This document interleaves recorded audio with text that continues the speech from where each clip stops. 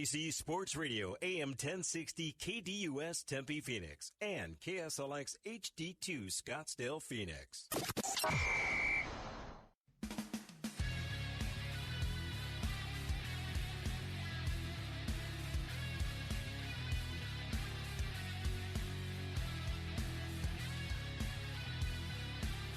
Live from Genghis Grill, located at 7350 West Bell Road in Glendale, Arizona. You're listening to Real Hockey Talk on NBC Sports Radio, AM 1060 KDUS. Hi, everyone. Welcome to the show. I'm Dave Isaac alongside Greg and the hockey guru from Boston who lives in Phoenix, however, is in Boston today. Rick, how are you? Where is Rick? Flew into Boston. Oh, there you are. You flew into Boston. I flew into Boston, yes, and drove down to the place some of you may be familiar with, Cape Cod. Oh, yes, Cape Cod. With family, and it's been a typical New England 3 days. 90-degree weather the first 2 days, and today it's 53 and windy. Wow. It's beautiful here in Phoenix, probably 75, I'm thinking. Right, and, I'm sure it is, no. No, it's getting hot actually now. So it is? Right in time for you coming back, Rick. We'll be back to the triple digits. Well, I was told on Friday that the hottest place in the country was actually Massachusetts. So that was surprising. That's amazing. No, I heard I heard the hottest place was Washington D.C. A lot of heat. A lot of heat going on there. A lot of heat going on there. It's left the country now and is over in the Mideast. But yeah, a lot of heat. Yeah, that's right. Wow, but we have a great show today. We at 12:30, Chris Stevenson, NHL.com, and TSN 1200 media outlet for the Ottawa Senators calling in. Yes. What a great series that is. It is fantastic. And Game 5 coming up tomorrow, and Pittsburgh maybe getting some of their forwards in Russ, Hornquist, Kuhnhackl, and defenseman Justin Schultz back, which, who knows, maybe will tilt the series back in the Penguins' favor. Who knows? I think it will, actually. And 1 o'clock, general manager, head coach for the Arizona Rattlers, Kevin Guy, calling in. 2 o'clock, the fan, Richard Tiemann, a radio host up in Spokane, will talk some IFL, Indoor Football League, and that should be sort of cool. 2:15, Emily Radenbach. Cali Sports News will be calling in, talking about, some hockey action, plus perhaps the Kings a little bit. About what they need to do to make the playoffs. They've missed the playoffs 2 out of 3 years. What's up with that? Mm-hmm. They have a lot of work to do. Yeah. Well, they still have some core players, but we'll go into that. I think we'll get into it because I may have a surprising answer. You do? Yes. You Trade Kopitar. Nothing. Oh, nothing. They have a new coach. Well, that's true. That's a good point. That will help by default, but they still. No, you're right. Speed. You're right. Well, they need speed. Poquito speed, and that's you're right. Now. I would agree. Yeah, the grinding approach. It's not as effective for them, at least the last couple. Well, of years, we said the other day some teams do really good building themselves for games 1 through 82, and then the real teams build themselves from games 82 and beyond. And LA's done a very good job of that. The problem is those first 82 games didn't get them there. As we all know, that type of style LA, you don't want to play them in the playoffs, but unfortunately they didn't get there, so they need to strike a balance. Yeah, there's no doubt about it. But it'll be interesting.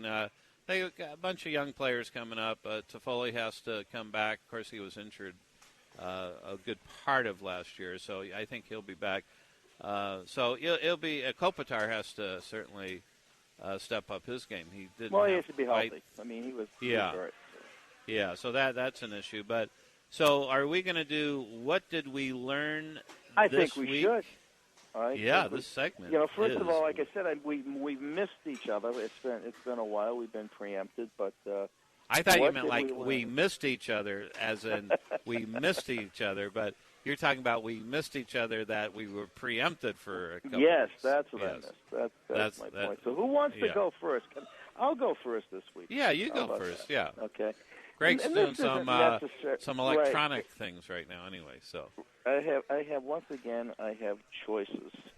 But what did we learn to me that stands out the most is during the the NHL has been a buzz the last couple of years. Is we got to increase scoring. We got to put more pucks in the net, and people batting around these crazy ideas with net expansion, whatever. So the league came up with an idea they were going to mandate goalie equipment, as you all know. And in the typical NHL way, it was supposed to be started at the beginning of the last season, this past season, and they were going to make pad and chest pad protection of adjustments. They couldn't reach any consensus at the start of the season, so the season unfolded. Then, towards the end of the season, they came up with and they mandated the streamlined goalie pads. About midway through the season. You're all familiar with that. With the intent of increasing goaltending. So basically, we're talking about a 1-inch reduction in the pads from 12 to 11 inch in width. It had the adverse result because all of a sudden goaltenders put this on. They're in great shape. They're flexible. They're like Gumby out there. And now all of a sudden, hey, I can move a little bit better because my bulk has been reduced. Wow. It had the adverse result. Goal scoring went down after the pads were initiated. Not a lot, but by percentage points. Man. So it had the adverse effect, and it has continued into the playoffs with goalies using the smaller pads. And I know a lot of people complained about it earlier when they put these on, said it wasn't fair. Goalies got better. Because at the end of the day, it's the human behind the equipment. Oh, yeah, there's no question about that. But that is an interesting, unexpected situation. Result. Yeah. Yeah. So that's mine. I thought that was interesting because once again, in the bid to over-investigate and over-analyze, once again, adverse results, came in. Not what they wanted to. Yeah. So that's mine. So that's a good one. What did you learn this week? I'd share that. Yeah, I like it. And well, mine has to go all the way to men's league in Ottawa, non-contact men's league in Ottawa, where a recreational hockey player was found guilty last month of aggravated assault to pay additional $5,000 to a victim that he hit in 2012. So that's a total of $10,000 actually. And basically what happened with 47 seconds left remaining in a March 2012 game in Ottawa, Senior Men's Hockey League, a guy named Gordon, and Greg will like this, Gordon McIsaac. How was that? Is that a special food at McDonald's? A McIsaac? A McIsaac. But anyway, Gordon McIsaac and Drew Casterton collided. Now, it wasn't quite a collision because it was found out that, allegedly reported at least, that McIsaac tracked Casterton and hit him with a full force blindside body and headshot, then skated to the other team's bench and said it was retaliation for a trip that happened seconds before. Have you ever heard just a trip? First of all, it's a non-contact league. What did he think? He was like Ty Domi or something? I mean, this is craziness. Wow. And at sentencing Friday, the judge ordered McIsaac to pay the victim an additional $5,000, like I said, on top of the other $5,000 he paid from a previous trial. And plus he served and needs to serve another 12 months probation, attend anger management classes. McIsaac was also banned from participating in organized hockey and must speak before hockey organizations about the incident. There was another situation maybe 2 or 3 months ago where Ryan Smith, former NHL player, was also smacked and laid out in the league. And, wow. I think it was a pretty serious injury. I haven't followed up on it much, but it was about 2 months ago. And a no-contact league like that, a lot of adult leagues. And usually it's fairly safe. Right. Yeah. But what's interesting...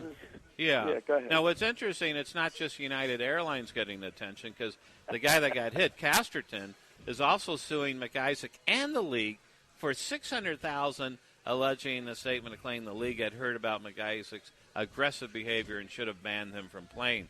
So that will be interesting to see what happens all the way from Ottawa on a men's non-contact hockey. Not being knowledgeable enough on Ottawa, the legal status up there.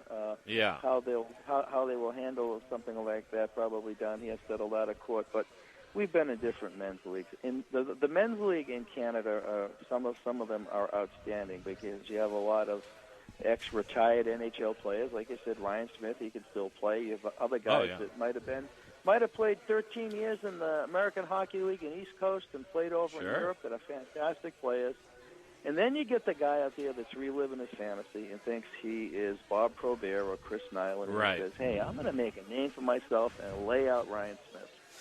Man, but that happens in basketball leagues with an elbow to the head. That happens in senior baseball with somebody throwing at them. I mean, there's you tell people the war's over, get new parts for your head. Yeah, but I think in a non-contact men's league, that's what you can expect. I think, and I could see how the legal system could enter into that, but I can't see it in the National Hockey League, what happened to McSorley, for example. That I don't agree with. That NHL should police their own situation, not have the Vancouver legal system come in and indict McSorley. I didn't agree with that at all. Greg would say no. Yeah, no, I agree with that. Yeah, but sense. A lot of those adult leagues, like when I play in, it could get a little chippy. But 7-8 years ago, last time I was sort of in a league before this, you had the Ice Den here in Scottsdale, and that was pretty brutal because there's no hitting allowed, and guys sometimes do other things, because of that. So it gets a little rough out there. And you sometimes have little bench-clearing brawls. Oh, really? At the men's league? Really? Not the one I'm in now. Oh, this is good, at Oceanside. Wow. Great. Sometimes you have a men's league, Greg, as you know, and you might have somebody playing them there that has no intent to hurt anybody, but may not necessarily be a good skater or know how to control their body, and they do something stupid and hurt somebody. And then you retaliate. The animal instinct takes over, and quid pro quo. But you got to control that stuff. Nobody wants to, get injured like that in a men's league. That's bad. No, you don't expect that at all. No. I don't think. And now there is a couple other things. You didn't do. What did you learn this week? I didn't. What did you learn this week? What did I learn this week? You probably learned that 66 players now are off limits, and the Golden Knights cannot pick them. It was released. Well, I knew about. I mean, I figured that obviously with the injured guys, things like that. What did I learn? Well, I'll just say an easy one with Ottawa. Very surprised by this team in a good way. I didn't think much of them. And look what they've been able to do. I mean, they're in the Eastern Conference Final. They almost came back again last night, if not for great goaltending at the end there by Murray.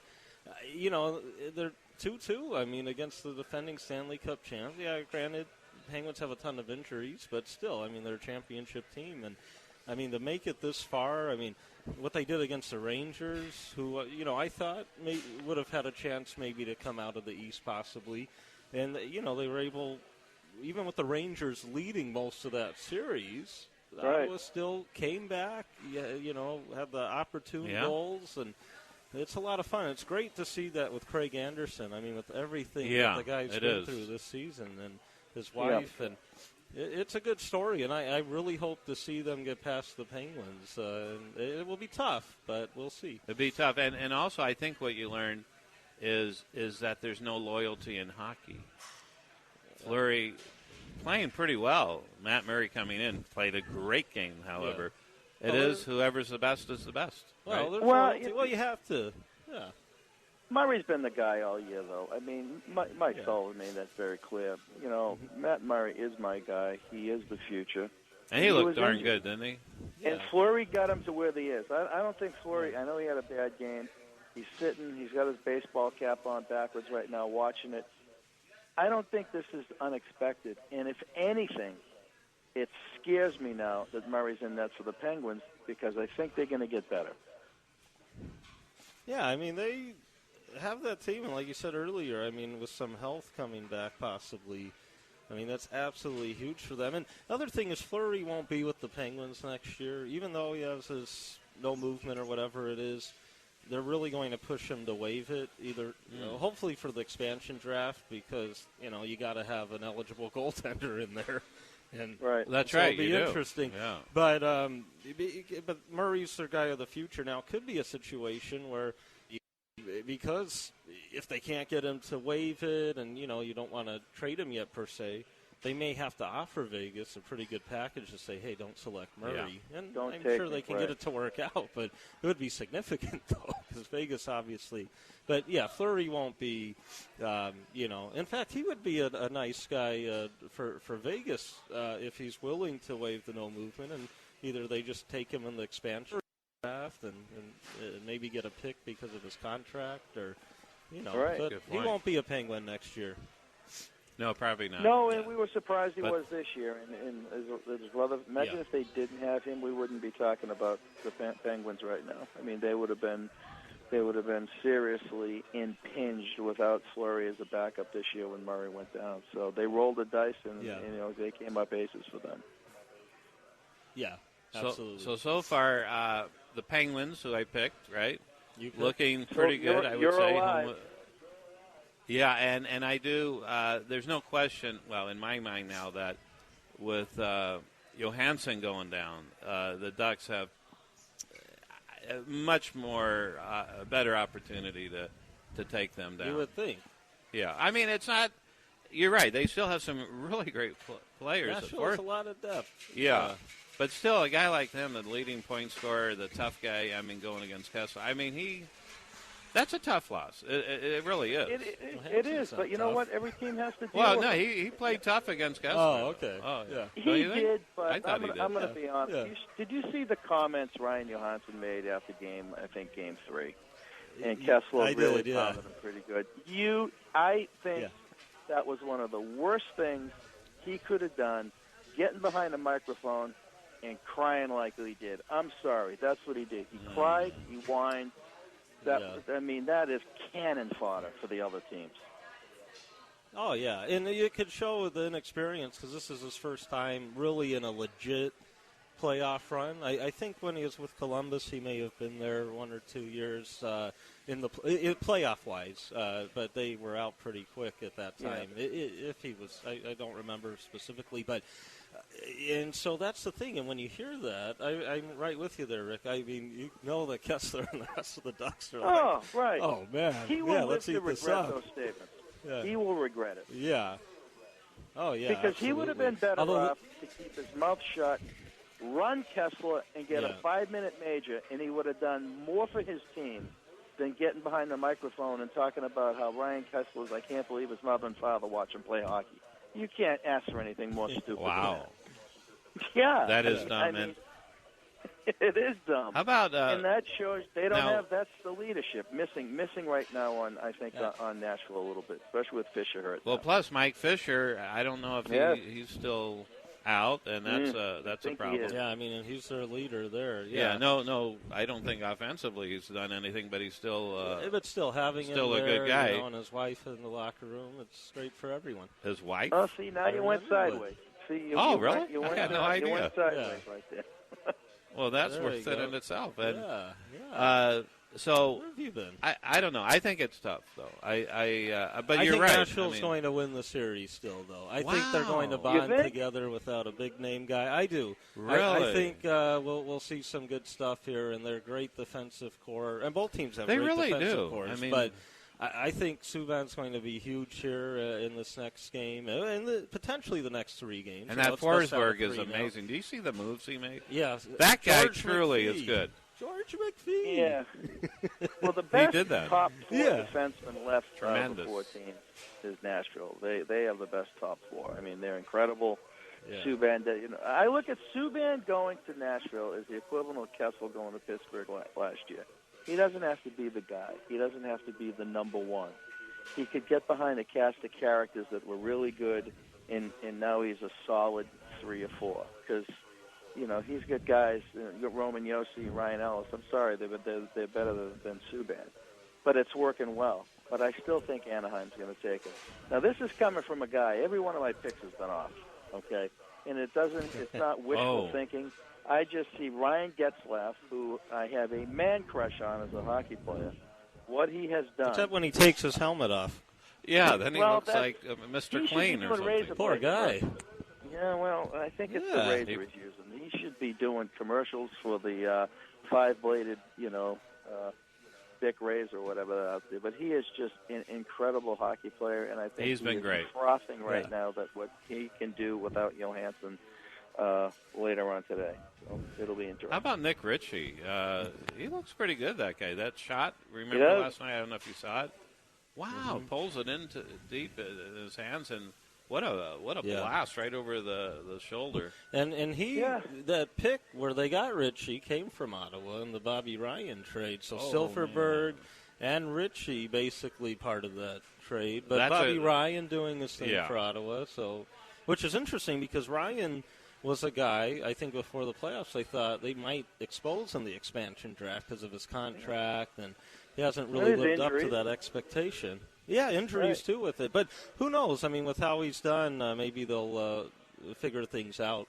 Let's talk about the refereeing, because I didn't like what I saw the Ducks and Nashville, the last game where they tied it, right? Nashville tied it with, a few seconds? Yeah, they should have been a punch to the face, one of the Ducks, and then the cross-check from behind. How do you miss something like that, really? Officials they're human, but I mean, when it happens too much, you really got to question dangerous, it. Danger. If it's a little slash here or there, you swallow the whistle. But when it was something that you could get injured from, And then even last night, what was that?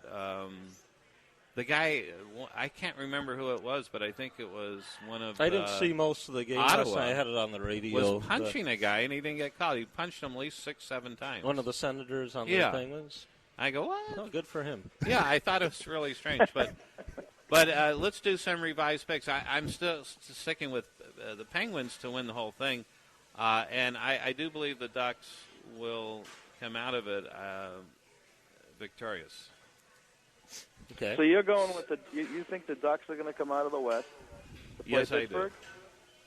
Yes, absolutely. And I think Pittsburgh will beat the Ducks. Yeah. Anyway. All right. See, I have the. And what do you say? All depends who's suiting up. I mean, well, all I know is right now, if I'm Gary Bettman and I look out to March 29th and dropping the puck to the finals, and if being a businessman, of which he is, and if I see Ottawa and Nashville, he's hiding right now because the ratings would unfortunately probably not be that well. Yeah. So I'm sure he's pushing for Anaheim, Pittsburgh. I think Ottawa, I'm going to plead a little ignorance because I was not really an Erik Karlsson guy most of the season, and that's because I don't get to watch him 82 games. Right. I have watched him now in the postseason, and he has put me in my place. I can say that comfortably. They're a pretty amazing team, but they've got there's the sixth man that's helping the team, and that's the whole Chris Anderson story. There is emotion that is helping Ottawa. I think that series is going to go 7. I know we'll talk a little bit more to Chris about it in a little bit here because he's at the morning skates and every game and he sees a lot more than I do, and I want to pick his vein about Erik Karlsson. I mean, you can look at his stats, we can look what he's done, we can look at the Norris trophies, but the guy's hurt. He's banged up and he's taken his game to another level. That's pretty impressive. Can he take that team on his back in this best of 3 coming up with the Penguins? Yeah, it's going to be tough, but. You know what? I will support Greg in his pick. I believe he's already said Nashville will be victorious because they have allowed the fewest goals per game in the playoffs, 1.79. That's outstanding. The highest save percentage in the playoffs, 0.94. Can't beat that. And certainly, they're like you guys have said, their forward has been certainly sort of the engine of their team. I mean, they can move it up the ice with speed and sustain pressure in the offensive zone, and you got to like that. So, losing such a great player still, I think Greg may have a point. What do you think? I think they'll bond together a bit, and I think they'll be fine. And the thing is, though, in the other series, and like I said with Ottawa, surprising me so far, I agree completely with Rick there. I've always liked Erik Karlsson, great offensively, but I didn't realize how much of an effect he truly has on his team, and I do think he's going to lead them. And I think they are going to beat the Penguins here, and we are going to see that low-rated final. Yeah, you're probably right. I mean, that's a good point. But I don't know. And then Gary Bettman will fire all the officials saying, come on, guys. It'd be unfortunate. We're supposed to rule it now, the other Nashville, way. I think, is 8th seed, right, coming into the play. Yeah, it'll be like the LA. What was Ottawa? Was they 8th seed, too? What were they? I can't remember, actually. But we're going to take a break right now. Yeah, that's right. But we are live from Genghis Grill, located at 7350 West Bell Road in Glendale. This is Real Hockey Talk on NBC Sports Radio, AM 1060 KDUS. This is a great place, by the way. You want to come here and try what we call Mongolian barbecue. Best in town, no question about it. I love this place. This is Real Hockey Talk. I'm Dave Isaac alongside Greg and the hockey guru from Boston. Lives in Phoenix, but back to Boston for a special occasion. And coming up at 12:30, Chris Stevenson, NHL.com, TSN 1200 media outlet for the Ottawa Senators, and we will be right back after this.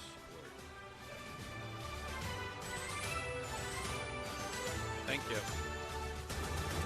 This is check out NBC Sports Radio AM 1060, now on 100.7 KSLX HD2. That's right, HD Radio, 100.7, channel number 2.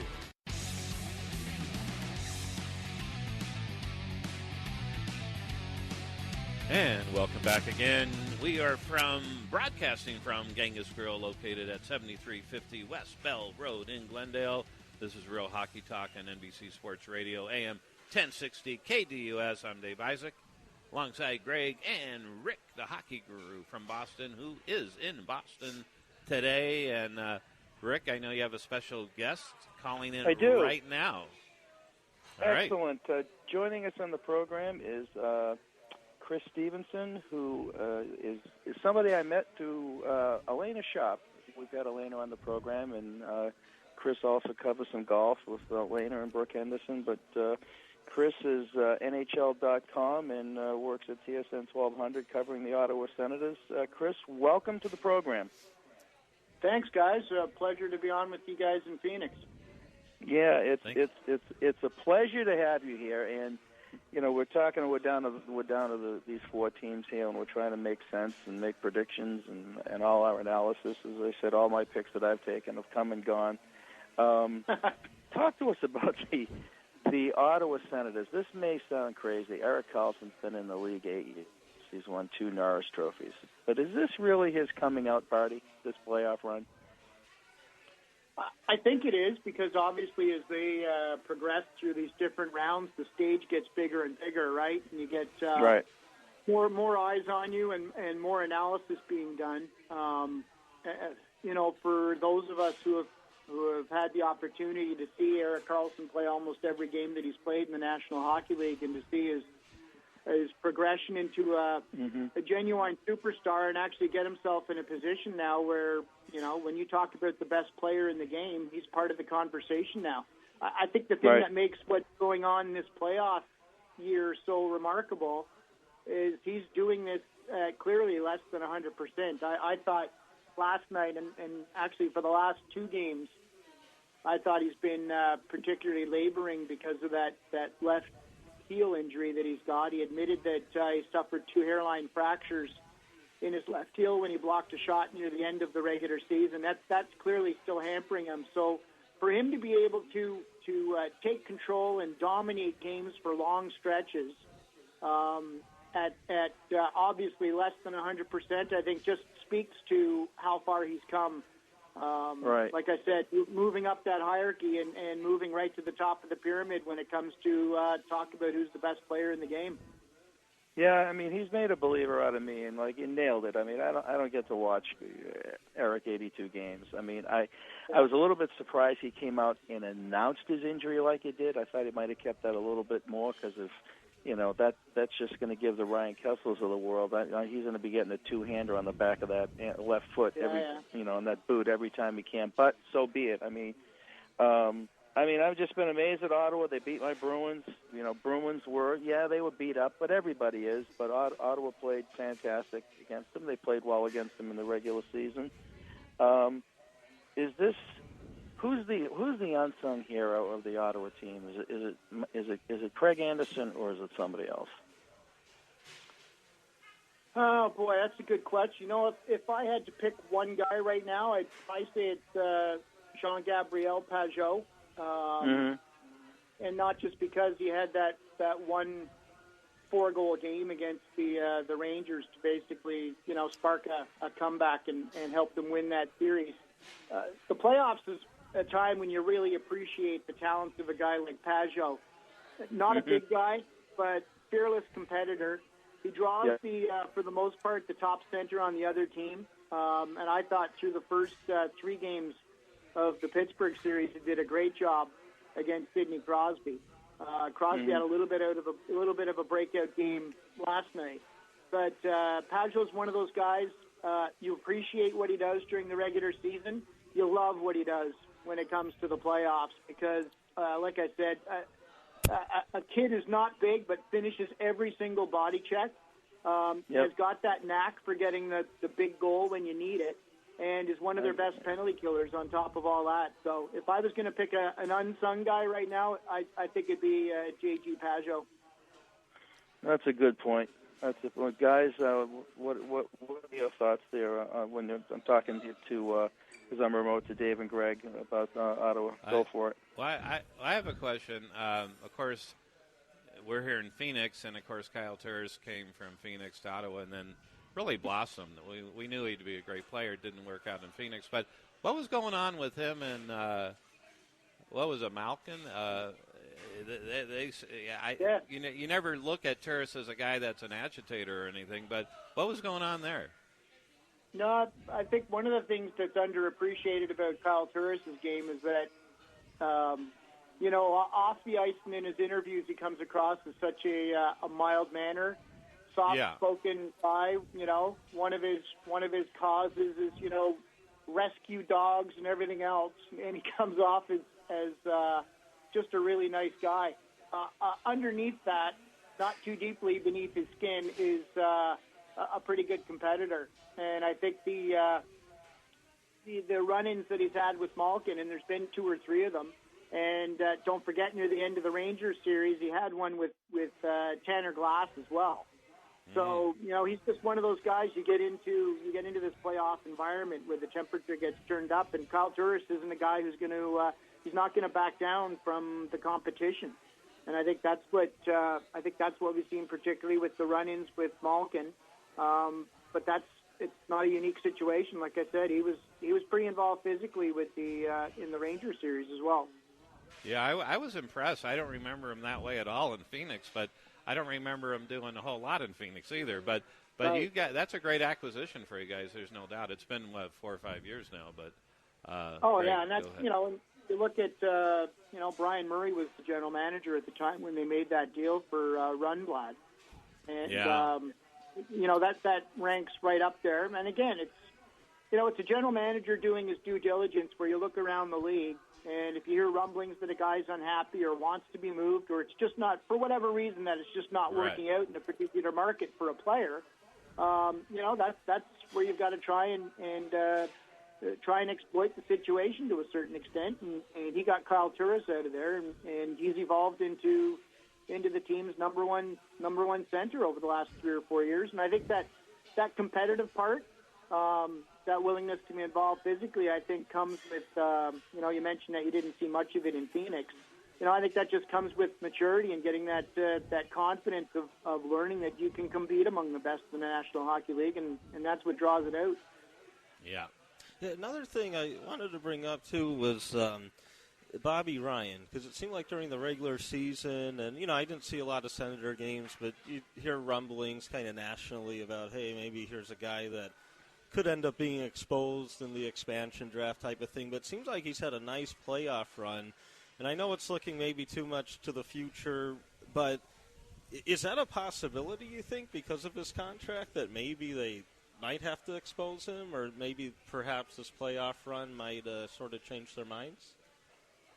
That's a great question, and it's going to be a great debate, just not for the Senators, but for just about every team when you're coming down to what guys you're going to protect and who you're going to expose to the expansion draft for Las Vegas. When it comes to Bobby Ryan, right now, if you ask me, I think just because of his contract, he's got another 4 years to go. I think they would expose him.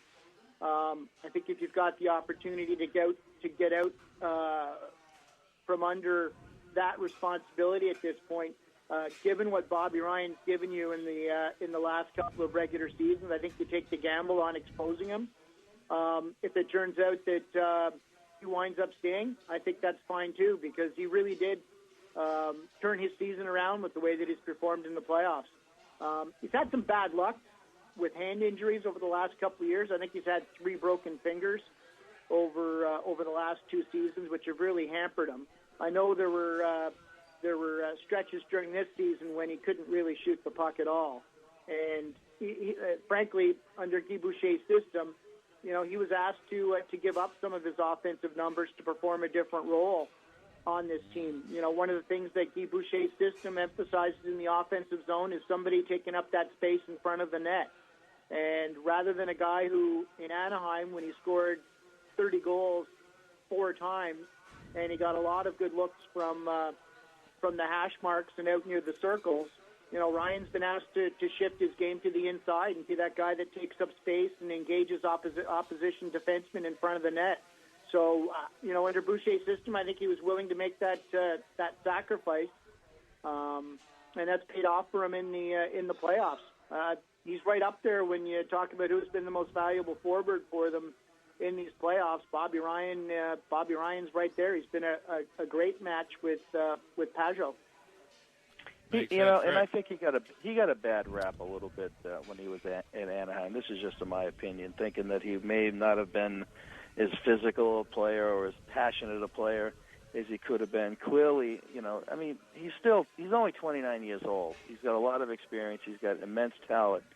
Yeah, and I had heard he basically had difficulty early in the season just making a wrist shot with putting any oomph on it.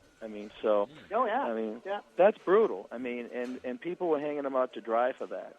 But it's almost like the moon, the stars, everything is aligning right now really positively with Ottawa, with Turris, and I'm even getting ahead of myself looking to the future. One guy I have watched a lot who played at BC is Colin White, and you got a real keeper there coming up. So that's gonna be pretty exciting. But what are your thoughts on this? The game coming up here, what Pittsburgh looks like they got some guys coming back.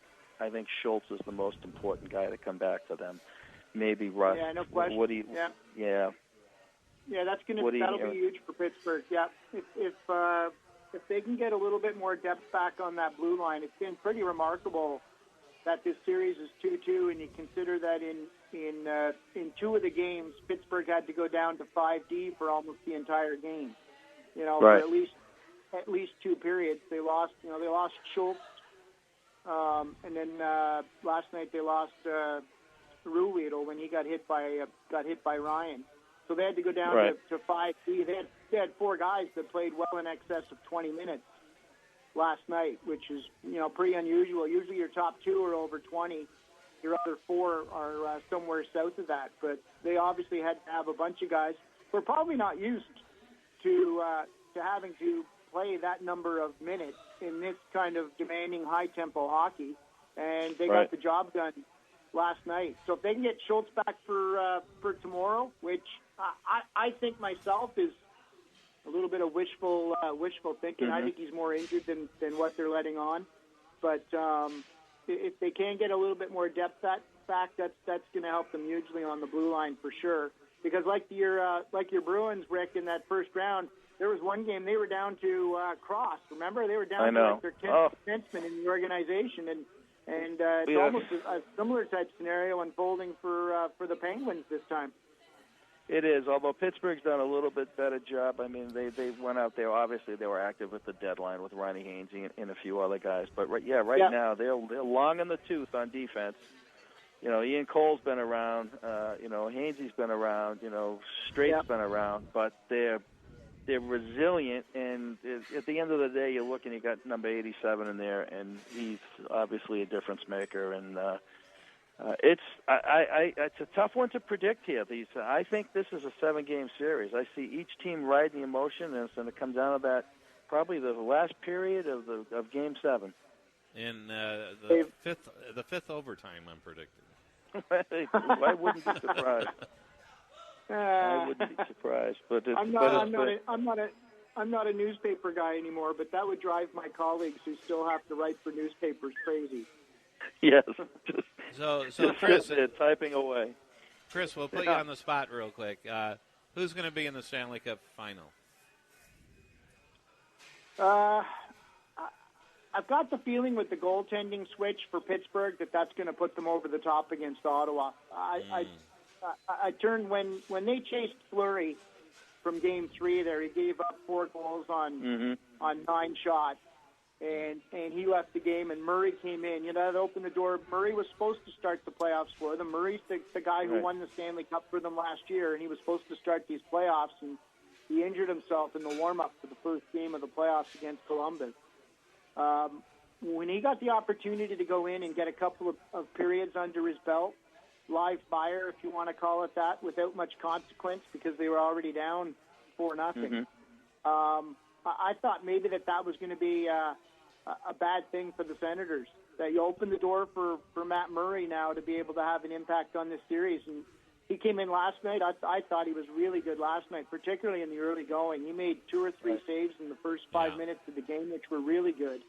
And after having seen his body of work from last year in what he did in the playoffs, I think that's going to turn out to be the tipping point of the series. And I think it might still go 7 games, but I think Matt Murray is going to be the difference, regardless of what's happening on their blue line right now. I think he's going to be able to make up for whatever issues they've got with the thinness on the blue line. And I think right now Pittsburgh's going to advance from the East. And I think, unfortunately, for as great a season Nashville's had, losing Ryan Johansson now for the rest of the playoffs, I just think that's going to be too much of a hurdle for them to overcome against Anaheim. Yeah, I sort of think so too. They certainly have a tremendous team though, Nashville. And now let's assume it is Anaheim and Pittsburgh. Who will win that series? I've always been a guy that says you got to knock out the champ. So I think I still got to go with the Penguins just with the experience. And I know a lot of people were making excuses for them in the early part of this series, saying that they look tired and that maybe all the hockey that most of their star players have played with the World Cup of Hockey last fall and having gone to the Stanley Cup final and won it last spring, that all those miles were going to have a big impact on them. I think when those guys start getting a sniff again, and I think that started to happen for them last night when they tied that series 2-2, I think when those guys get a sniff, that's going to give them the boost that they need to win a cup again. So I think right now the cup is Pittsburgh's. It's Pittsburgh's to lose at this point, in my opinion. So I think I might be alone here. I'm thinking Ottawa will prevail. Ooh. And Nashville will bond together with the big injury, and we'll see. That's Gary Bettman's nightmare. That's what it is, but we will see that Nashville and Ottawa in the final. So I'm going for that. That's every hockey writer in Ottawa's dream to get to go to the Stanley Cup final in Nashville. I don't know if everybody will survive it. They end up spending 10 days in Nashville over the course of a couple of weeks. Wow, the barbecue was awesome. The barbecue, the music. I think Chris is spot on, but I'm gonna lean a little bit that I think for Pittsburgh, if they do end up playing Anaheim, and I'm not a big fan, but I like the way he plays. Hornquist needs to be in the lineup for Pittsburgh against Anaheim. Yeah, you're right. If he's not, Getzlaf and Kessler and some of these other guys are going to pound Pittsburgh into submission, and they need Hornquist to get in front of Gibson and raise holy heck. And without him there, it's going to be hard. That's a great point, Rick, because I was talking to a couple of the Pittsburgh people the other day, and everybody's got injuries at this time of year. Nobody's using them as an excuse, but there's a few people in the Pittsburgh organization that really feel that Patrick Hornquist is the guy who really is the engine for their offense. Yep. Just for what you're talking about, his ability to almost like that Bobby Ryan role with the Senators this year. That big body who will get to the front of the net and and draw a defenseman with them and take the goalie's eyes away. And he can get under your skin too. Absolutely. He's no, perfect that's at a great that. Point. Yeah, he's perfect at that, and they need that, But it's either way. Hockey keeps the playoffs every time they come around. It's the best TV. It's the best sport out there. It's just amazing. And then I love the people say, why can't we watch games like this all year round? And I said, you need 50-man rosters in order to do this. No kidding. Everybody, half the teams would be capable of playing at the end of the year if they played with that level of intensity for the entire season. And the thing I love about the NHL is here we're sitting, and I don't think any of us can make any kind of ironclad prediction about what's going to happen in tonight's game between Nashville and Anaheim, or tomorrow between Pittsburgh and Ottawa. And I think that's the great thing about the NHL game right now. Not to take anything away from the NBA, but I think everybody knew months ago who the two teams that were going to be in the final. Who the two teams are going to be, right? Good point. And right now, the NHL, I think, when the playoffs started, you could have picked any one of probably 10 teams and said, hey, if they're in the Stanley Cup final, that's not a surprise to me. Well, yeah, exactly. With Nashville being the 8th seed, that's sort of like the Kings, in 2012? Yeah, so, exciting. That makes it even more exciting, though, that everyone, when they just peak at the right time, definitely has a chance, especially with great goaltending. So, anyway, Chris, thank you so much for coming on. How do they get in touch with you? How do they, any contact information you want to give out? Yeah, you can just check out NHL.com and pretty much following the Senators these days. So if you want to be up to speed on what's happening with the Ottawa Senators, check out NHL.com. And I'm a frequent contributor and analyst on the Senators radio broadcast. So if there's any Senators fans listening, you can tune in to TSN 1200 through the web and the iHeart radio app. So. Tune in that way, and love to have you aboard. Well, Chris, you've been delightful. Chris Stevenson, thank you very, very much. My pleasure. Chris, and Rick, we'll talk soon. I'll look forward to. Are you going to be in Chicago for the KPMG? At Olympia Fields, we're looking about that. We're talking to Elaine about that right now, where Jeannie and I are going to go. You'll see me somewhere. I wanted to get up to Canada, but it's just going to work this year. But you might see me at Olympia. But we'll see. I will see you somewhere. Okay. That's for sure. All right. I'll probably be at the KPMG and at the U.S. Open. Okay, perfect. You're still going to have the Expos hat on? You betcha. You know how to find me. All right. Take care. Awesome. That was great, Rick. Thanks. Nice guest. Good, no doubt about it. So we only have a couple minutes until the break, but so Greg, you might be right though. It'll be not well. Well, there's received. a 50% chance at that, and there's a 93% chance at that. Oh. Ooh. How do we reconcile the Remember two? the movie Dragnet, where they said that at the end, where he's like the guy is life, 130 years in jail, but he's eligible for parole in 7 years, and there's a 50% chance at that. Oh. But then a 50% chance of something like that. No, I think that's what's going to happen. I do. It always the unexpected. It seems like. Well, that emotional burst, rallying behind something, can short term carry the day. And that's why I agree. It's so short term. And playoff time, and I think they're nicely built for playoffs and in a short scenario. So it'll be fun. Hopefully both these series go 7 games, and hopefully we have overtime and those 7 game 7s. That would be great, except for the fans of those 4 teams. So, Rick, are you going to watch the Anaheim game? I think it's like a 10-15 start for you or something like that. It is a plan. Put it this way, worst case, I'll have my NHL.com mobile app on my phone, but I will be on the edge of my seat watching that and seeing what happens, see who gets out there and can get the lead early. Anaheim's scaring me a little bit right now. I think they're the type of team with veterans, and they smell blood in the water with Johansson out, and I think they're gonna capitalize on it. So, Yeah. Can you stay up that late, though? Can you stay up to 1:15? I can make it. I can make it. One eyelid might be closed, the other one open, but I can make it.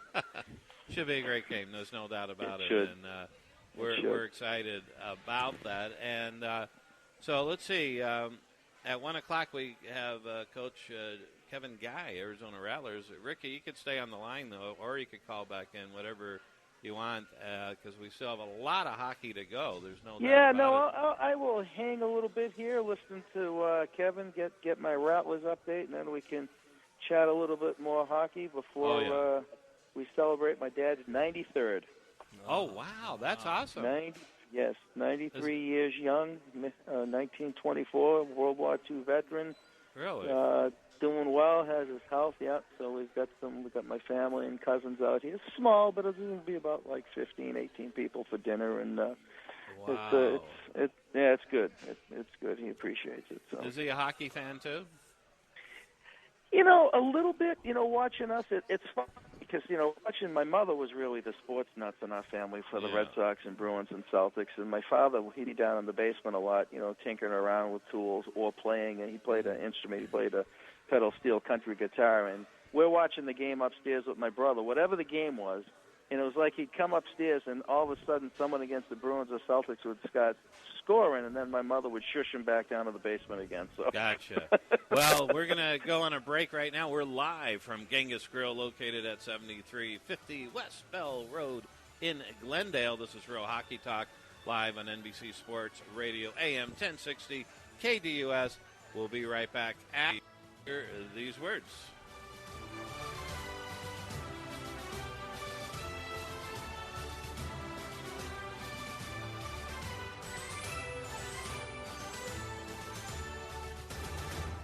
NBC Sports Radio, AM 1060, KDUS Tempe, Phoenix, and KSLX HD2 Scottsdale, Phoenix.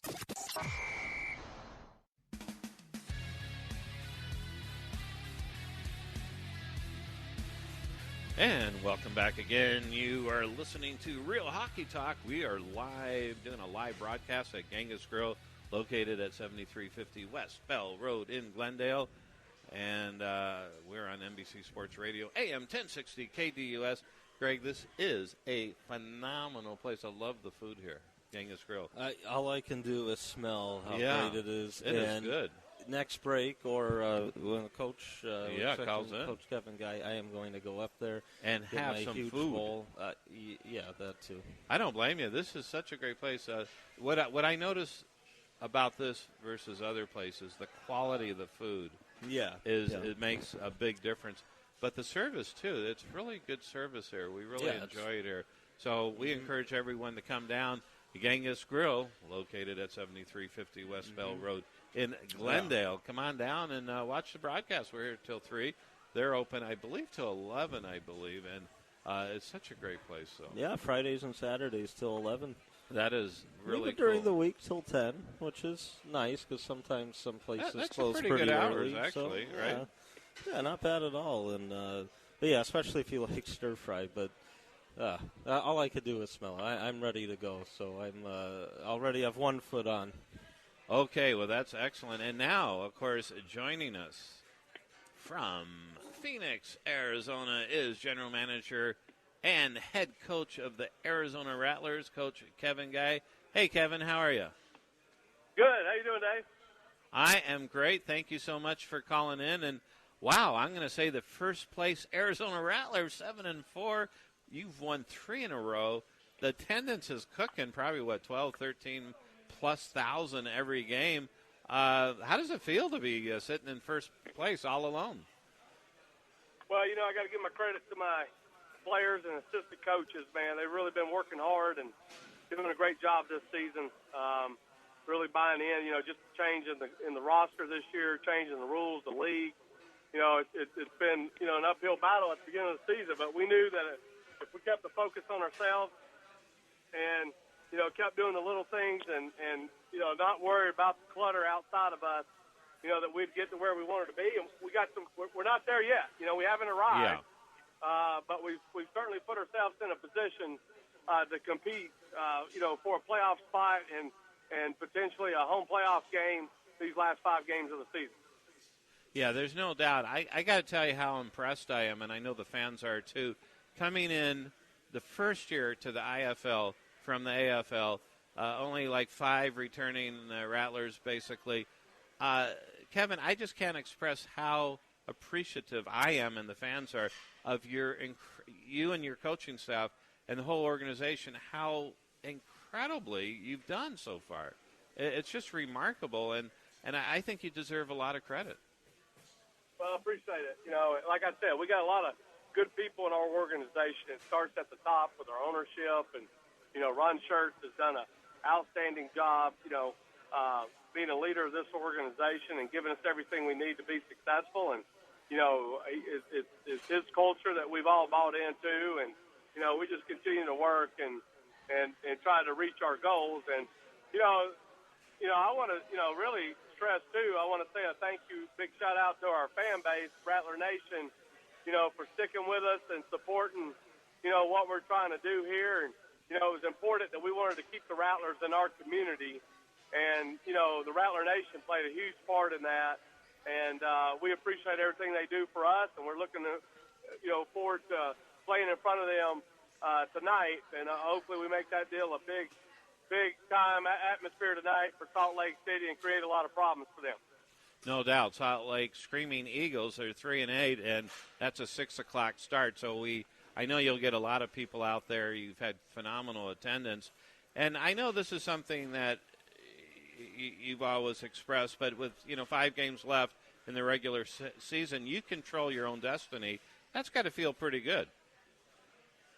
It does, and we want to put it on us. We want to embrace that, and you see a lot of organizations, a lot of teams that they get there and they don't know how to embrace it. And that was a big message that I spoke to my young team. We're playing 16, 17 rookies every time we step on the field, and they got to understand how to embrace success, okay, and how to handle success, and don't let it go to your head. Just keep working and do things right, and the wins and losses will take care of itself. And that's been the message all week long. And we got a tough opponent tonight in Salt Lake City. We got into a shootout up in Salt Lake with them several weeks ago, and hopefully we can play a little bit better defense tonight when we play these guys. But their stock is rising, too. They've won their last 2 games, and it should be a great game, great atmosphere tonight in the Snake Pit.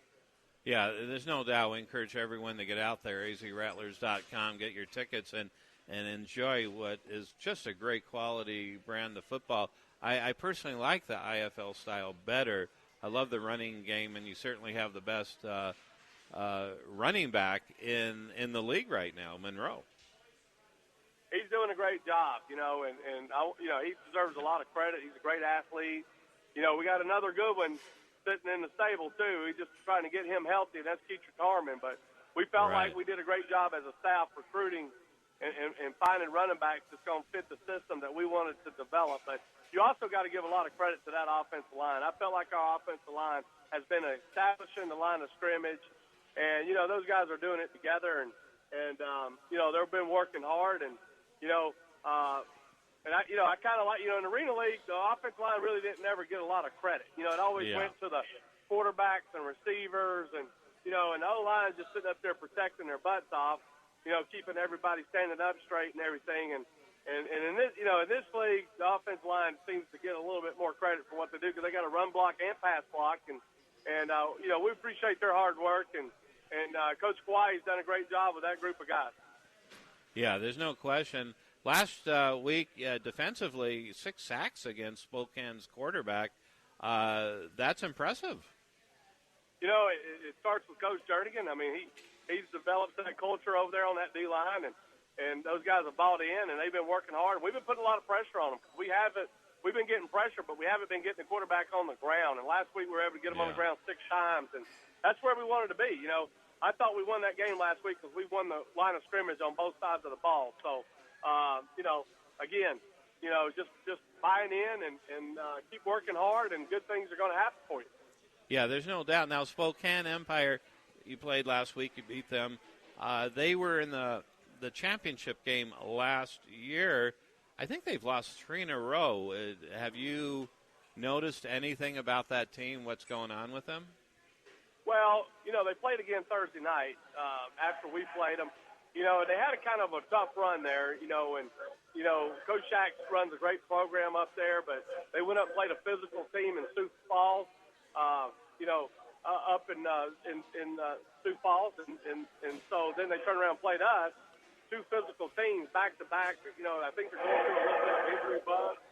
And, Colorado just, they're a team that has got some impressive wins under their belt, even though they're not having a great season. But they've knocked off Spokane. They've knocked off Wichita Falls out of Texas, who's in second place in the whole league right now. So they've got some impressive wins. So you can't sleep on those guys either. And I think our conference is a little tougher than what people's giving it credit, because they're looking at the record, but what they don't understand is there's a lot more physical teams on this side.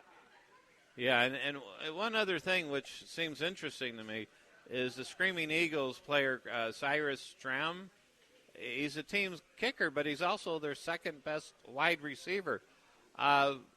Would you ever do that, have your kicker as a receiver too? Does that seem a little dangerous to you? Well, I'm going to do whatever I got to do to win, Dave. Yeah. I don't blame you. You are quite correct. Yeah. I'm just wondering, though, if he got injured, though, then, hey, what happened to the kicker? Well, that's the challenge. That's the challenge with doing stuff like that. Yeah. If you have an injury, now you're injured at two spots, not just one, So, right. Obviously, when you put a roster together, you want to look for those guys that can wear different hats. Yeah. But at the same time, you got to be careful about too much responsibility on one player. When that guy gets hurt and he's not in the lineup, it changes your whole makeup of a team. Oh, yeah, no question. One last question, Coach. I've been curious about this. Has this, you've been in, of course, arena football as a player and a coach for quite a long time. How is this year compared to other years? I mean, you switched over to a whole new set of rules. Your recruiting evidently has been phenomenal. You're in first place the first year, incredible. How do you compare this year? Was this the most challenging year up to this point, or how would you describe it? Well, it's been a challenge, Dave, but we've embraced it. And, we went into it, I thought, with the right attitude and a lot of work, a lot of hours put in the off-season, a lot of studying. Not only did you have to study teams, but you had to study personnel and how personnel is being used. And, so what we did was we took the top 4 teams in the league from last year and kind of watched every game that they played that season and looked at what they were doing and to be successful. And, and we kind of put together how we wanted to attack it. I mean, when you look at Sioux Falls, they've been in the championship game. Now they won it 6 years in a row, so that was definitely one team we were going to look at. Coach Shackelford up in Spokane, even though that was his first year with Spokane, he's been the head coach at Tri-City, so as a coach, I think he's been like 3 years in a row as a head coach. So, we looked at what they were doing, and hey, in coaching now, you don't get in trouble for plagiarism. So, so we looked at a lot of film and copied a lot of what they did. A lot of work, new challenges for you. You certainly have risen to the top. Coach and General Manager Kevin Guy, Arizona Rattlers, thank you so much again. We'll see you tonight. Good luck tonight. Everyone get out there. 6 o'clock start. Talking Stick Arena. Arizona Rattlers against Salt Lake Screaming Eagles. And again, Kevin, thank you so much. Appreciate it, Dave. Good luck to you, buddy. All right. Hey, thanks a lot. Wow. I got to tell you, Greg and Rick, I think you're still there. It's incredibly impressive. Jumping to a different league and a different set of rules, and only 5 returning. It's impressive. This is really remarkably impressive. What's impressive is that team's name is the Screaming Eagles. Yeah, that's sort of a cool name. Yeah, Salt Lake Screaming 101st Airborne. Yeah, that's right. Oh, is that what? Oh, okay. See, I didn't know that, so I'm just thinking, wow, it's a cool deal. Interesting name, but yeah, that's pretty so. Hopefully, cool, everyone get out there and watch it. It's a really good brand of football. I do like it better than the AFL. because the running, the balance game, running, passing, the blitzing, the AFL, you don't pretty much have much of a run, and you can't really blitz. Right. So, but what would you say if they moved back to the AFL next year? I would say I love the AFL. No, I don't. Yeah, somehow I'm not sure that's going to happen. But no, it's I mean, we wish the AFL very well. Of course, Rattlers storybook type of team from the '90s, and they're drawn again. I mean, they used to draw 15,000+. Now they're up there, 12, 13, 14,000. Impressive. They draw more than the Coyotes. Yeah, I didn't want to say that, but yes. I can. Yes, you can, because you're in Boston. But that's right. But no, I right here. We do have your address. I'm kidding. But, yeah, it's true. I think the Coyotes were, 12, maybe hitting 13. Of course, 2 games. But and that's paid, by the way. I don't know if that's actual. That's paid. Yeah, that's right. You can hear the echo sometimes. Yeah. But okay, enough of me and the Coyotes. But is Coach we Guy do a lock well. for Coach of the Year? And do they have that? I believe they do, and he's got to be. I mean, coming in like this is sensational. He's got to have a lock on that. I would be shocked, unless there's a complete fall apart. But if he remains in first and gets to the playoffs. I mean, who does that the first year? I mean, you had to recruit really 90% of the new talent. I mean, how hard? I can't even imagine, how do you do that? But he. So do they have open tryouts? Is that what they did? Did he go partly after guys that weren't drafted? Okay. Yeah, partly they have open tryouts, but also partly he goes over, a lot of great college stars that haven't quite made the NFL. So. They have a rich history of having a lot of NFL players that move from the Rattlers to the NFL, and so it's really interesting, no doubt about it. So it's a fun situation. Okay, so back to hockey. All right, back to the real sport, hockey. Yeah, the real sport. So Greg and Rick, you want to talk a little hockey? I'll shoot over to. Match what you got for food? Yeah, it's coming. All right, I'll be right back. Yeah, can I talk about something that has really disappointed me? Yes. And it goes back a couple of weeks when after the Bruins were departed by the Ottawa Senators, and of course everybody gets their locker cleaned out, and you have your going away party, and you sit down and. The Bruins did the right thing by bringing Coach Cassidy and signing him up. But what really disappointed me, and this team always does it, is the Jacobs family that are the owners. Whether it was the old man or Charlie or whatever, did they have to throw Claude Julien under the bus at the end? That is what was classless. When he made the comment that his firing was overdue. Just shut up. You don't need to say things like that because it demeans the whole organization, and you come across as one of those meddling owners like the guy in the Cowboys, and I just thought that was a classless move, and that really disappointed me. I don't know if you were able to pick up on that anywhere along the way. That was horrible. I didn't hear it, but yeah, you're saying that now. It is. I mean, I'm not sure why they would even bring that up. And speaking of, with Claude Julien there, with the whole Montreal situation and everything, I mean, how do you think that's going to work long term there in Montreal? I think it'll work out long term because he inherited a situation in play. As you saw him starting to make lineup changes, and to try to get as deep as he could. He's got a core there, and it starts with Carey Price. But he also has a lot of guys who are extremely. Max Pacioretty disappeared in the postseason.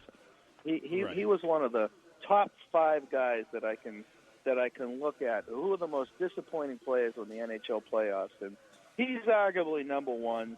Panarin, Elliott. You can talk Marty Hanzal. I just like to keep throwing his name out there. And Sergei Bobrovsky. But Max Pacioretty, I think you're going to see changes in Montreal. When you give any coach Carey Price, give him a couple of forwards and a couple of defensemen, Montreal's going to be back. And if anything, they're going to be better. Well, that's the thing. I mean, with Bergeron, I mean, can he do it? Because, I'm not sure about him as a GM right now. And, I mean, the thing is that, with Galchenyuk, do they move him? Because I know there's a lot of talk that that's a possibility. Yeah. And just kind of the rest of the team, the depth there. Well, the thing is, I mean, still, tremendous. He's young and he's done well, but definitely should be even better. And so it'll be interesting to see, the market out there for him, because I think there will be quite a few teams in. But what would they be willing to give up? Is it something that could really help Montreal right now? Because you don't want to, give up a nice asset like that and not get back what you should get. But some guys it's just a weird scenery team. changes. Yeah, they need some guys. Yeah. Montreal's another city in the hockey. You leave the Bell Center and go out and get a steak across the street, you're going to have 50 reporters following you. And he may not like that. It's a microcosm of Toronto, so it may not fit for him. It fits for someone like Brendan Gallagher because, first of all, he's not Quebecois, so he's English, and he plays that aggressive style, and they love him up there because he's in your face all the time. Galchenyuk was a disappointment, and maybe he needs to go somewhere else. Montreal is going to need to fix their blue line. They got old. They need to make some changes there. And, you're right. Is Bergeron the guy to do it? I'm Claude Julien and say, hey, I don't care. I'm making my $6 million a year for the next 7 years, whatever. Right. I'm going to be fine. But, one interesting move, we've had George McPhee on, and, we're following Vegas and can't wait for them to reveal their team coming up here in June. But they quietly made an outstanding move last week when they picked up from the KHL Vadim Shipachev, who was the center of the last 3 years, for Panarin and Alexander Radulov. They picked him up. He's 30 years old. He's been around. He's been a professional hockey player for like 9 years. They're going to have a 2-year deal at $9 million. He's going to be their number one center. Now, can he transition like Panarin and Radulov did? Obviously, they're hoping they can. But that was, I'm liking what Vegas is doing so far. They're going to be for real. Oh yeah. No, a great signing, and that's a guy Montreal had interest in. They thought, and but it would be interesting. Yeah, some of the other guys that could follow him. I mean, this Radulov now is a free agent. Potentially goes, I want to join my buddy there in Vegas. Yeah, I think Montreal's going to open up house money for him. Yeah, and another top guy in the KHL, there's talk that he might be close to a deal with Vegas, and then if Kovalchuk comes back over, now New Jersey would still have the rights, but they'll allow other teams to talk to him, and if you could work out a contract, then New Jersey could trade his rights to that team. Who knows? Maybe Vegas. That term, Greg, buyer beware. You've heard that, buyer beware. That's what I think of when I think of Kovalchuk, buyer beware, because he, I don't think he's necessarily every player's locker room buddy, and he's all about himself. And I wouldn't want him in my locker room, so that he would be very selective. I don't think New Jersey has a lot of bargaining power in this one. If they can get a 6th-round draft pick for his rights, I'd take it if I'm New Jersey. Because New Jersey's certainly not going to sign him back. I just don't see that happening. Yeah, I don't see that. But I think they'll get a little more than we think. And the only reason, maybe, it's a very bad free agent market in terms of, top 6 forwards out there. There's not a lot. And he's still doing very well. He still has that tremendous skill. So I think if the team thinks, hey, we can get him on a short term, because he wants to come over now because he's still 34, because if he waits a year, being 35, not as many teams would be interested because it would be that 35 and up contract where there could be penalties down the line.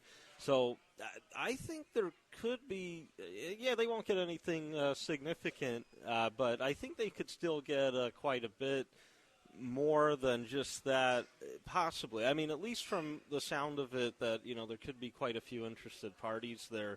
But I agree with, you got to worry about behind the scenes, because what he did there with New Jersey and everything like that is that who knows how he'll really be off the ice and the influence on some of the younger guys for whatever team he may get moved to. And it's tremendously skilled, but, we'll see. I mean, the other aspect of it. And any smart GM out there is going to kick the tires on Joe Thornton. Yeah, even though he has a devastating injury. How'd you like to have him in Vegas as your 1 and number 2 center? Obviously. It would be pretty good. It would be interesting with San Jose because, I don't think they want to go 3 years with him, and I know he wants 3 years, even at his age. And I think the Rangers would be a nice fit, if they. But again, there's that risk because of his age. That doesn't get him younger, though. Rangers are going too much in that direction right now. There's another team that needs help, and you got Ryan McDonough almost playing 30 minutes and shorthanded in power play. It's a lot of. How about Ovechkin? What's going to happen to the Capitals? That's unbelievable, really, because if I were them, I would definitely look at moving Ovechkin. Problem is you'll have a lot of interested parties because he'll sell tickets. He's still a tremendous player, but obviously, he is slowing down a bit. It's just, with his contract, what could you truly get? You're not going to get equal value. So I don't think they're going to move him. I know that there's going to be teams kind of calling in, checking in, and saying any possibility. But it's just, despite rumblings that you'll hear, I just don't think it's going to happen. But I do think there'll definitely be a lot of movement in Washington. Obviously, they're going to lose a lot of players, with free agency. But it wouldn't shock me they don't make the playoffs next year. It could be that dramatic. Well, I think they'll still be fine. I think because, they still should have that core. Now, if, though, a lot of these guys, Backstrom, Ovechkin, if they Oshie, maybe some negative aura maybe goes to next year, then maybe they could have trouble. But, Oshie, they want to re-sign, but, that's going to be so tough with what he could get out there, kind of being one of the Justin Williams. Williams, maybe a year or two deal, but, I could see him going somewhere else. But you got a break coming up here. Rick, I don't know if you want to stay on still after, talk more hockey or I can hang for about 15, if that is okay. Awesome. Sounds good. And we'll take a break right now. We're broadcasting Genghis Grill, 7350 West Bell Road here. And we'll be right back. NBC Sports Radio, AM 1060.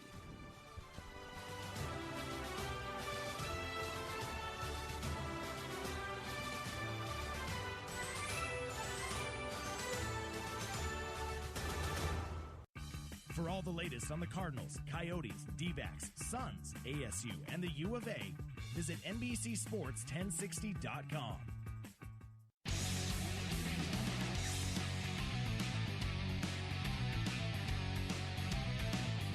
And welcome back again. You are listening to Real Hockey Talk on NBC Sports Radio, AM 1060 KDUS in Phoenix, Arizona. And we're broadcasting live from Genghis Grill, located at 7350 West Bell Road in Glendale. This is such a great place. Look at this. Look at this food here, Greg. This looks like food for 3 people, and I am like you got 3 a ton people. there. It is amazing. Yeah, I'm already almost done with mine. Wow, like you are. Minutes. How come you didn't get? It looks like I got more here, but it's a great place, Genghis Grill. Come on down, and again, 7350 West Bell Road. We're here till 3 o'clock, and they're open till 11, and it's such a great quality food place. Yeah. Hey, I was going to say, as Rick was talking about the Rangers and their defensive core, we'll see, I think, a lot of trade activity this offseason with a team like the Rangers needing a top 4 defenseman, actually maybe 2. But 2 teams that we still see in the playoffs now, in the Western Conference Final with Nashville and Anaheim, with their defensive depth, especially with Anaheim in the sense where, because of the expansion draft situation, they might have to make a trade pretty quick, right? Literally right when they're out.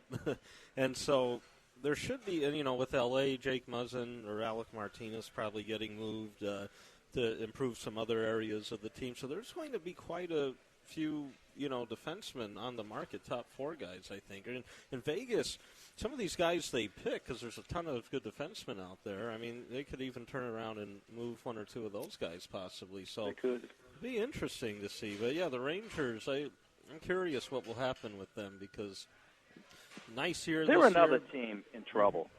Yeah, well, yeah, with Hank Older, now, I mean, getting up there. And yeah. Lundqvist, exactly. I mean, I may have went a little bit overboard, and I said the Capitals may not make the playoffs next year, but I'm serious, and I can lump the Rangers into that boat, too. If I'm the Columbus Blue Jackets right now, I'm looking at those two in my division and saying, okay, we're going to make another run, and us and Pittsburgh are going to be the two teams everybody has to beat because those teams are going to be different. If New York's the same, they're in trouble. Washington is going to have a trouble keeping everybody, and they need an identity, and they need to get guys out of their locker room that don't know how to win in April and May. Because that team, from what I heard, they were the doubting Thomases in that locker room when the playoffs started. And they had oh, wow, we're playing Toronto, we got to play this fast team. Oh, wow, now we're playing Pittsburgh again. A Stanley Cup winner does not think that way. Yeah, no, that's true. And, I mean, with Justin Williams there, you know that he was trying to get them in order, but, you know, one guy can't really do it all in that sense. Yeah, it's unfortunate, really, because this was their time, I think, with Washington. And I just don't really see how they could keep up the dominance, like you said, with guys they'll lose and things like that. I mean, yeah, they get creative. There's some young forwards and stuff in the system, and you know, Kuznetsov will get better and better. But, yeah, I mean, yeah, with Ovechkin and, you know, Backstrom still had another great year. But as these guys get a little older and, you know, that strong offensive output starts to go down a little bit, it'll be interesting to see. And Barry Trotz is a great coach. But if they do get off to a tough start next year, I could definitely see them making a change there again because, I mean, I'm surprised they didn't do it now. Point, really. They could have done it now, you know, because another team, they haven't got the monkey off their back, and you're seeing the positioning right now start with the draft and the awards coming up. You know, Dallas, great move. Ben Bishop tying him up for 6 years at just under averages like 4.9, 4.8 for a year over that. That's Rask is making $7 million a year. Okay, Bishop. Is there a big difference between Ben Bishop and Rask? Yeah, a little bit. But Dallas. So here's Dallas missed the playoffs. Yeah, they can score. Have they locked up their back end? No, but they've made a really good start. Now they can be out there and aggressive, looking at the cap. And how about Justin Williams in a Dallas Stars uniform? He'd be a nice addition for them. Yeah, and we'll He'd see. I worry about him going to Montreal because that's the type of grit that the Canadians need. Yeah, the thing with Williams is with Montreal could make sense. I know he's an East Coast guy, and I think it's likely we'll see him stay on the East. But, yeah, will it be heading up to Montreal? Maybe. He would be a good addition in Dallas. Who knows, though, if he would come that far west. But he'll be an interesting name out there because he could still play. You could get him probably on the cheap and a 2-year deal, and and he's a winner. Again, he's a proven winner in April and May. And you need if I'm the Minnesota Wild, I'm calling Justin Williams now because he's exactly the type of player they don't have. Although I don't think you can call him now. I know, but I can't break the rules. I'm reaching out over the airways. I mean, you reach out. That's true. That guy it's like back channels, kind of during the Cuban Missile Crisis. We're going to back channel into the Soviet Union to get to Khrushchev. Justin Williams is the type of guy I want on my team for games 83 and beyond. Any chance he can go back to the Kings? What do you think? Because I think he wants to stay out east. Oh, he does? Yeah, that's a big part I don't of it. know. Oh. Yeah, I think he they can go anywhere where they pay. Yeah, I mean, money talks, How about the Red Wings? True. Oh. Be interesting with them to see what they really do. I mean, if they try to do a quick retool and get some guys that help them right away, or if they realize, okay, we may be out of commission for another year or two, but then will restock the system. So I'm not sure where Kenny Holland's going to go with that. If so they're is the going to next try to goalie to be moved Mrazek or Jimmy Howard? We had Bishop last week. Is something going to happen with one of those two guys? You would think it would. I just don't know. With Howard, even though he played well last year when he was healthy, I think with the contract, it's going to be tough. So right. One of them, I'm sure, will be moved and won't be a Red Wing next year. It's just when will that happen? Maybe later on in the summer or whatnot. But, yeah, they'll be an interesting team to watch. I think we're going to have a very exciting offseason with the expansion and, it's not a great free agent market. I mean, it never is, it seems like, but especially this year. And so I think we'll see a lot of trade activity happen because of how in-demand defensemen are and the fact Anaheim, Nashville, L.A. have guys that are top 4 defensemen that are out there. And so teams with that depth up front then, can move forward, for that. So I think we'll see some interesting names moved and some surprise names, I bet. And I hope we do. That's always fun, I think, when you see some of those surprise trades. Right. What about the Coyotes? Well, very good question. Yeah. I wake up every morning with a cold sweat thinking they're going to pick up a bad contract and throw them their way. It's almost like they're being sequestered right now. You're not hearing much of what the plans are going to be with Doan. I believe they made Murphy the captain. Is that true? And if he is, wouldn't he be the youngest captain in the history of the Coyotes? Did they announce that? I haven't heard that. The only thing I barely heard under the radar was Ari Siegel left the team, the chief operating officer. It wasn't really under the radar. It was very quiet, though. Yeah. I mean, No, I think with Doan... Yeah, I'm talking about ice. What's going on the ice? Yeah, I mean, I think just the ice thing. Yeah. I think it would be interesting. I mean, if he wants to come back, obviously, another year or call it quits. It was tough last year for him. I think, though, in terms of improving the club, Strome hopefully makes the team next year. He made it this year, but then, of course, went back to junior. He's going deep in the He's going deep in the playoffs, but he's still about 30 pounds too light. Well, yeah, and I mean, if he has a good off season and shows up in camp well, I mean, obviously he has a chance, to be their number one center iceman for a long time. Will that be next year? Will he be ready yet to take on the type of role? I don't know, but they have that ability where they could get much better quickly if they could add another defenseman. They're a team, again, if they could get another top 4 guy and put them back there. If Smith is healthy in net, he did fine last year, but he has to be healthy. So getting another top 4 defenseman and maybe a more consistent season from Goligoski, there's improvement there. But the forwards in general, these young guys just hopefully continue to get better. And as Strome comes up, I mean, so they could be very exciting to watch. I think we'll see a pretty active offseason in a way. Again, they could be one of those teams to make a surprise move. I could see one of the young forwards going to get a good young defenseman. Again, if you could get that, and it could be a lot of improvement because as a team, they're going in that direction. The only issue is it enough to contend next year, and as of now, I think they really have a lot to do because I don't see any of the other teams in the Pacific really, falling too much per se. And in Edmonton and Calgary's case, they seem to only be getting better. They're still young cores, obviously, very young cores. Right. So that part of it is also tough, but yeah, they just got to improve that center ice position big time. I mean, it's so weak.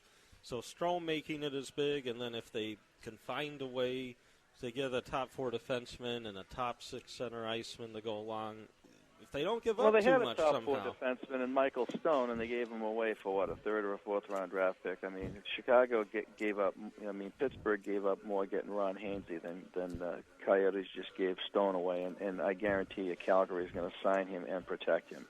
that's going to come back and haunt the team. Well, I think because they knew, he wasn't going to re-sign, and so you get something for him. But yeah, you're right. For Hainsey, here's the thing.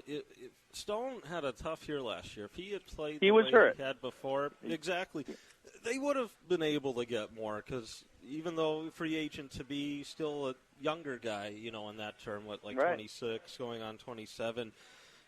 But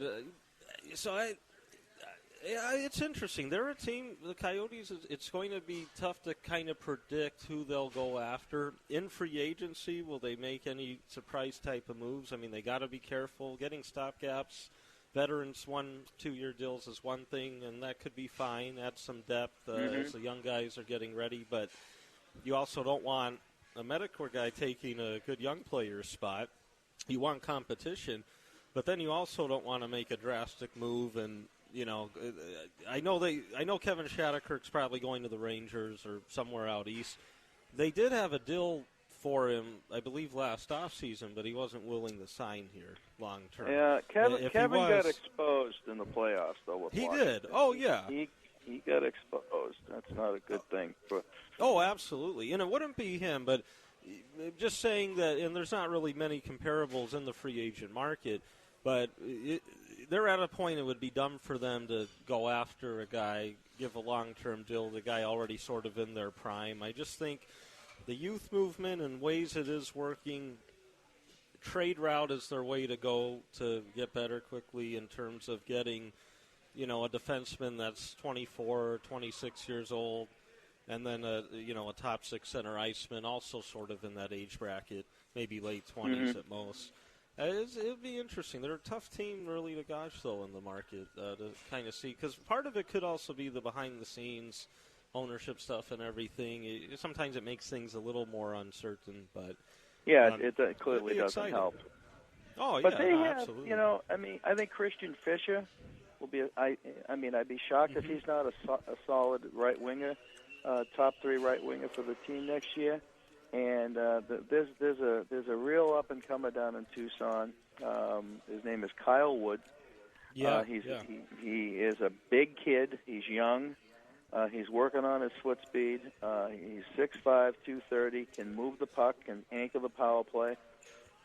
I'm kind of pretty strong on them on their blue line if they do the right things and let the kids develop. Now, are we going to have a 15-20% improvement in points over this year? I can't say that. But there is talent that needs to be nurtured and developed. Oh, yeah. And I hope they do not give up on these kids. And you're going to have to blend it with some good veteran players. Now, if Shane Doan doesn't come back, he's lost a step. We all know that. He's the face of the franchise and forever should be in the world of Arizona a Coyote. What do you think of Joe Thornton on the Coyotes? Give him a 2-year contract. You get a number one center for 2 years. Obviously it'd be nice. It won't happen. But, it'd be that type of situation where, even at his age, he can mentor some guys. But, that type of stuff, I just see them not doing much in free agency unless it's maybe, bottom six guy or depth defenseman.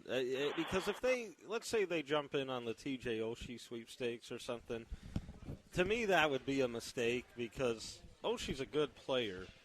But he also played with Ovechkin and Backstrom last year, and that he got 33 goals or whatever it was. He's not going to get 33 goals again. And so I just think the type of player, even if it is a good veteran player on a cheap deal, because, obviously Thornton wouldn't come here, either San Jose or a contender. But I think it's just that spot where they just got to be smart, finally use these forward assets. But the other issue is Dave Tippett. He shouldn't be coaching this team anymore. And until he's, no disrespect to him, obviously, he's a great coach. It's just with these young guys, you need someone different in there. The problem is because he has that executive position now, he's not going anywhere. So unless maybe he could adapt differently, see that there's just a lot of questions. That's the thing. The team's in limbo, and this is what you get. It's almost like it's going to be a placeholder for 1 year to see what happens after that. Don't make anything drastic. Don't make any risky moves, and just go through the motions. And what you see is what you're going to get for another year. Mm-hmm. And I really hope they don't go after a guy like Oshie because, again, they're not at that spot yet where they're ready to contend. He's not going to make them contend. And if you put too much term and dollar in on a guy like that, you'll look back.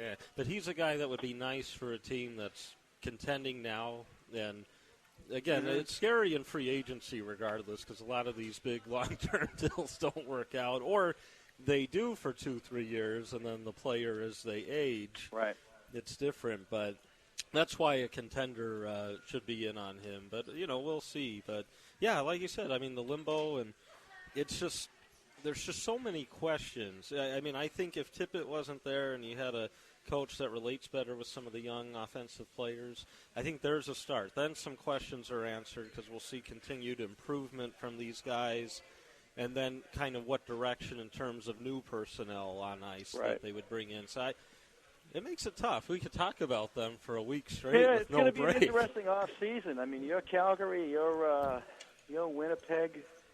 I'm Calgary. I need a goalie. I'm Winnipeg. I'm not this bad. I get better because I can't let Edmonton and these teams start leapfrogging over me. There's going to be big, bold moves made this off season. What about Colorado? Have you guys talked about Colorado? I mean, no, we haven't, and that's going to be the trade deadline issue to see what's going to happen with McKinnon and Landeskog and Duchesne. They have a lot of work to do. Another team doesn't really have a solid goaltender either. But they have some decent young defensemen.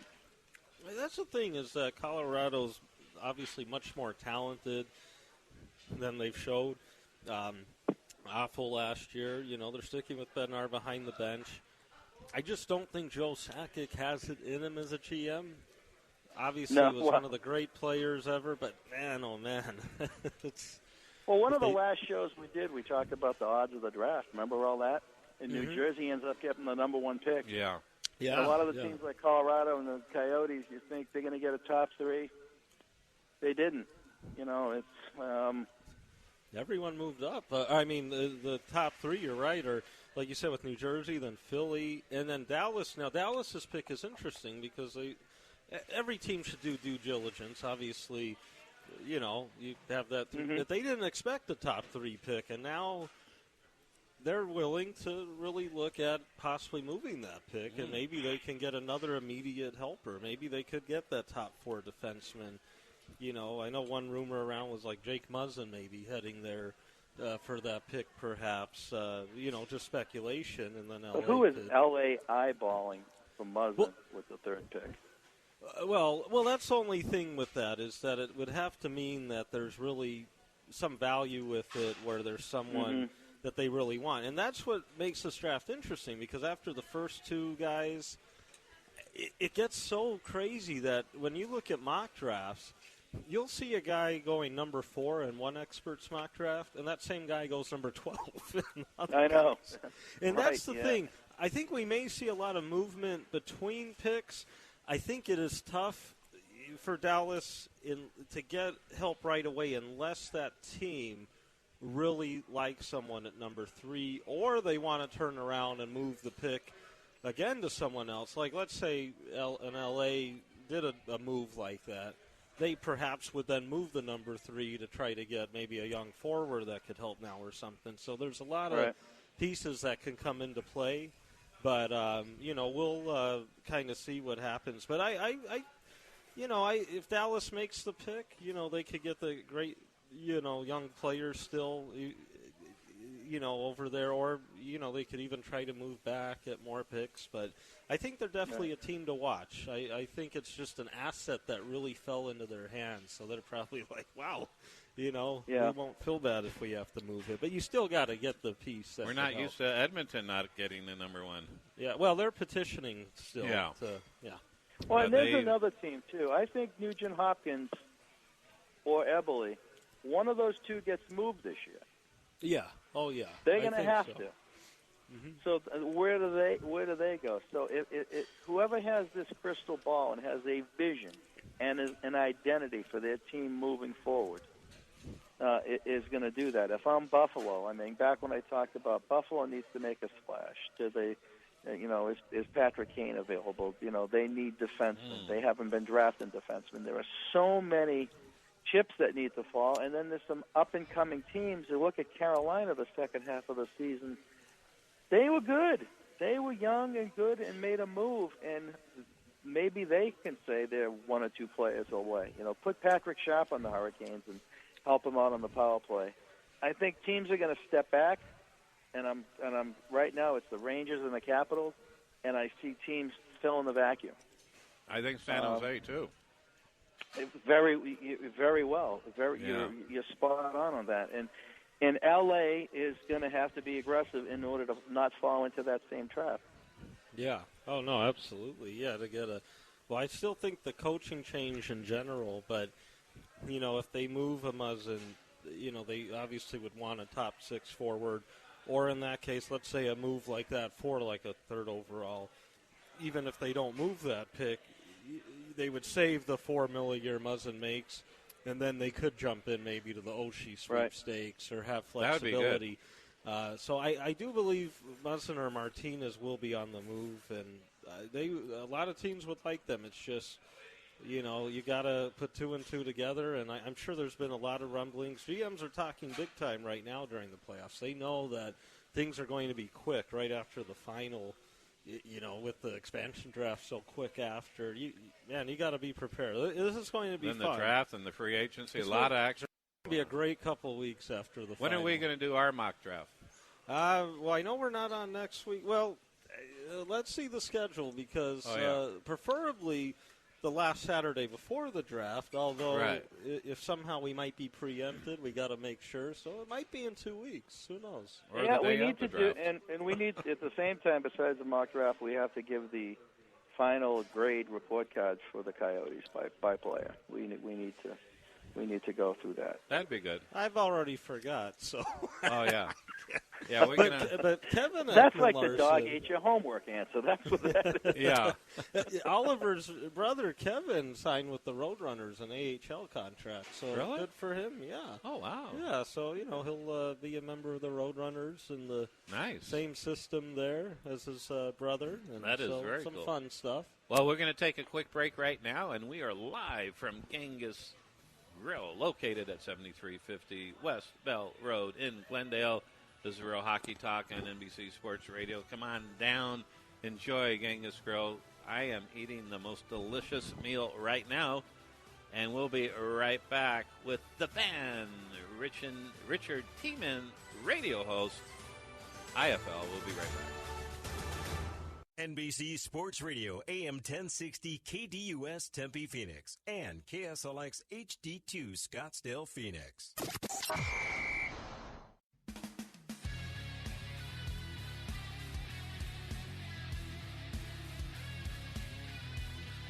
And welcome back again. We are Breakthrough Sports, transitioning from Real Hockey Talk. And, of course, we're broadcasting live from Genghis Grill, located at 7350 West Bell Road in Glendale. And we are on NBC Sports Radio, AM 1060 KDUS. I'm Dave Isaac, alongside Greg. And, Greg, of course, Rick had to attend his dad's 93rd birthday, so he is now off the air. Very exciting. But he'll be back when we're preempted next week, but the next week, in 2 weeks, we'll be on. Maybe we'll do our mock draft then. That'd be a good time to do it. Yeah. So, anyway, joining us right now is Richard Tiemann, the fan, a radio host. Hey, Richard, how are you? I'm doing good, guys. How about you? Oh, we're good. Thank you so much, because we met, probably a month ago, at the press conference with the Arizona Rattlers, and you're from Spokane, and yes. You're a big IFL fan. I'm a big IFL fan. I'm a big, actually, Arizona Rattler fan. And we talked a little bit yesterday what's going on, and, of course, your team in Spokane, the Empire, they were in the finals last year, and now I think they've lost, 3 in a row? Tell us what's going on there.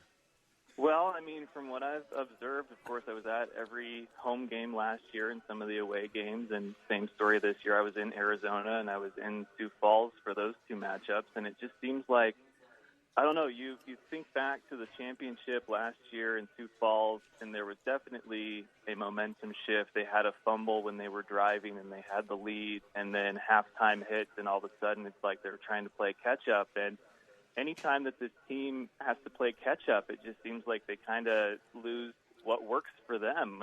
Trevor Kennedy was such a pivotal player for them last year. I mean, Rookie of the Year, and he didn't even finish the season because he got hurt, and he's sort of had a much quieter role in the team this season. Of course, he's been kind of on and off with another injury, and then he had some tryouts over in Seattle. But when he's played, I don't know.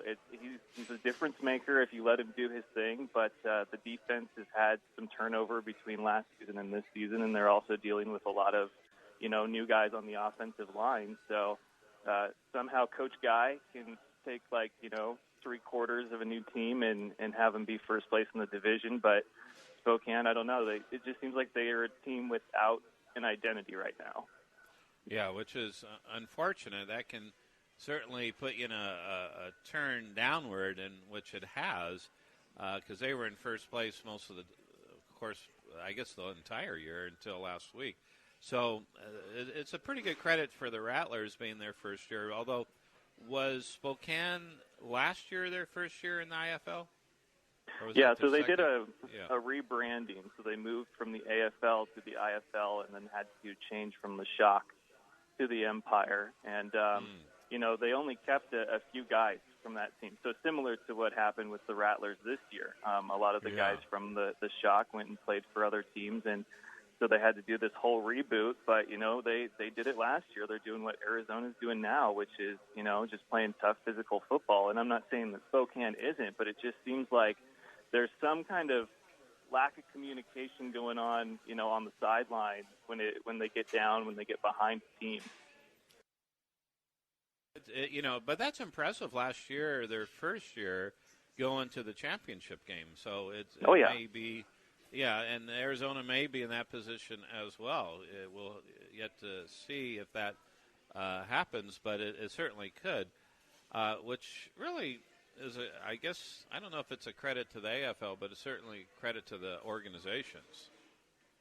Yeah, I think that, the AFL and the IFL are just two leagues trying to do the best they can, but the AFL is marketed better because here you've got the IFL with 10 teams, and, it's not going to be the most top-notch production out there on the field as far as, equipment and whatever that goes into these games. But they partnered up with YouTube, which is huge because last year it was Eversport, which you had to pay to watch. But AFL, they still got, CBS Sports Network, and they still got all the big hitters for their media. So I don't know. It just seems like something with the big difference between the leagues is just how the public, is able to access them.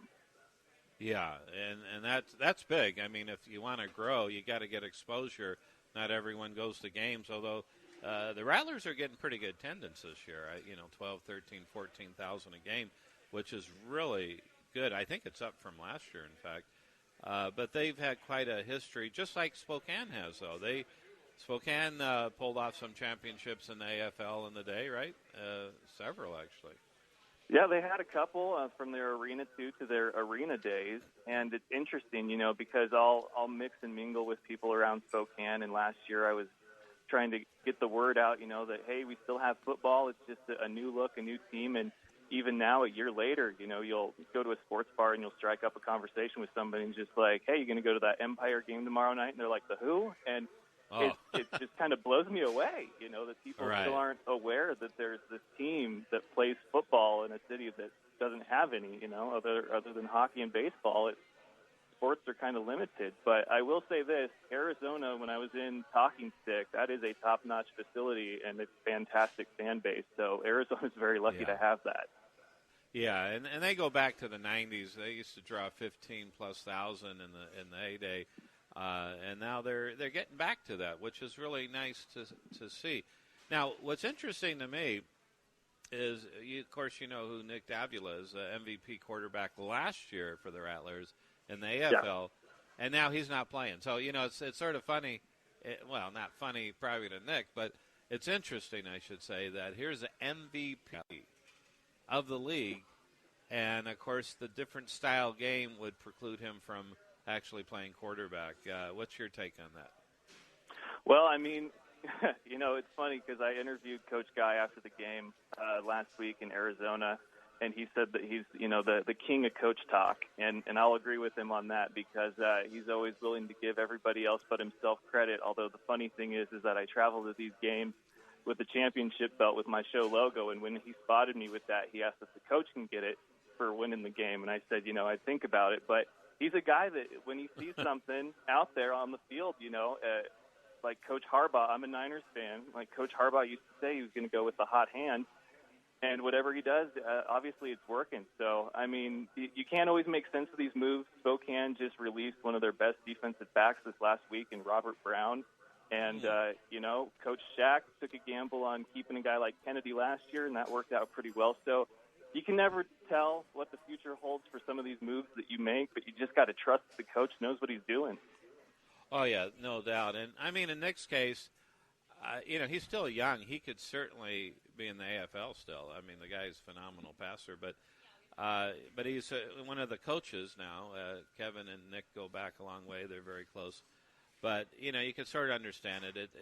It's a little bit the structure is so different, you know, where you may have to scramble a bit, and that wasn't Nick's style. So. But, you know, he's still young enough. Who knows? Maybe he'll end up in the AFL next year if he gets that itch to play.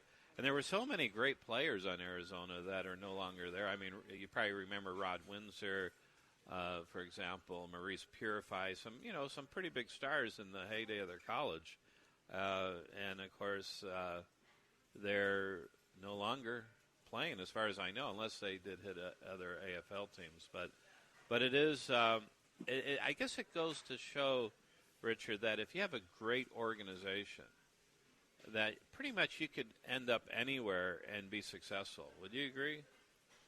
It's hard to argue, especially if you look at the grandest stage of them all, the NFL. We make that comparison to pretty much everything in sports, and you see what are the Patriots good at? Well, everything. It seems like their front office just knocks it out of the park with the draft, free agency.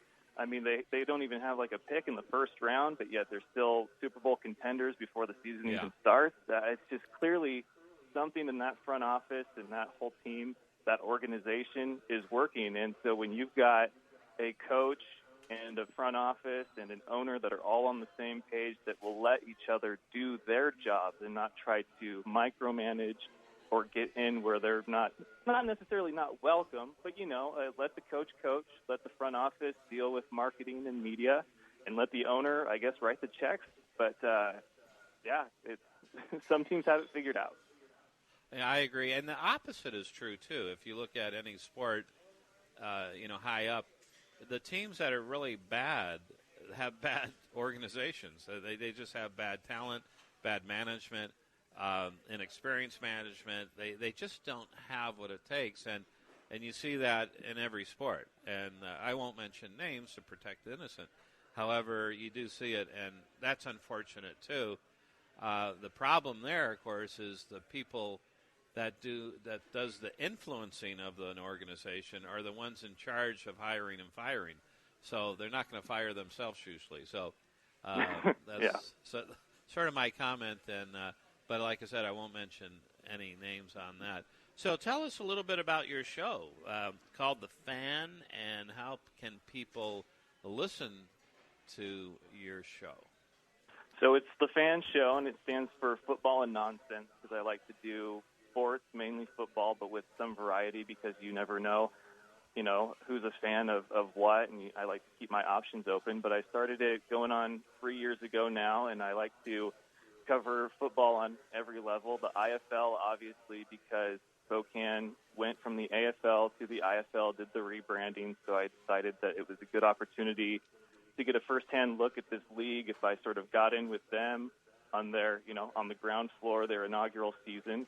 And it's been a lot of fun. I love these guys. I've have the privilege and pleasure of meeting coaches and players from all the teams. This year was the first year that I decided to actually cover the whole league, and I've done this fan show tour, as I call it, where I'm trying to get to all 10 different teams to see a home game there, but I don't know if I'll get to all 10, but either way, it's been a great experience. I was in Arizona, Sioux Falls, gone to Salt Lake, Iowa, and actually Green Bay is the next stop next month, and it's going to be kind of unlike any other stop that I've done on the tour because I'm partnering with these guys called FanWide, and we're going to try to bring a college game day-like experience to the game against the Salt Lake Screaming Eagles. Really? Now, how do you do that? How do you bring a college fan day type of environment? So there's more details to come, but basically the guys are helping me lock down a venue to do a live and on-location broadcast. I want to have fans come and participate. They actually do a block party at this game where the whole block around the arena, because it's right across from Lambeau, and so they have a party, a get-together. Tailgaters can come and go. We're going to have raffles for memorabilia and gear that they can win. But, yeah, we just want to give them the fan show experience like they haven't had before. Wow, that is awesome. Man, yep. It's not snowing in Green Bay, is it?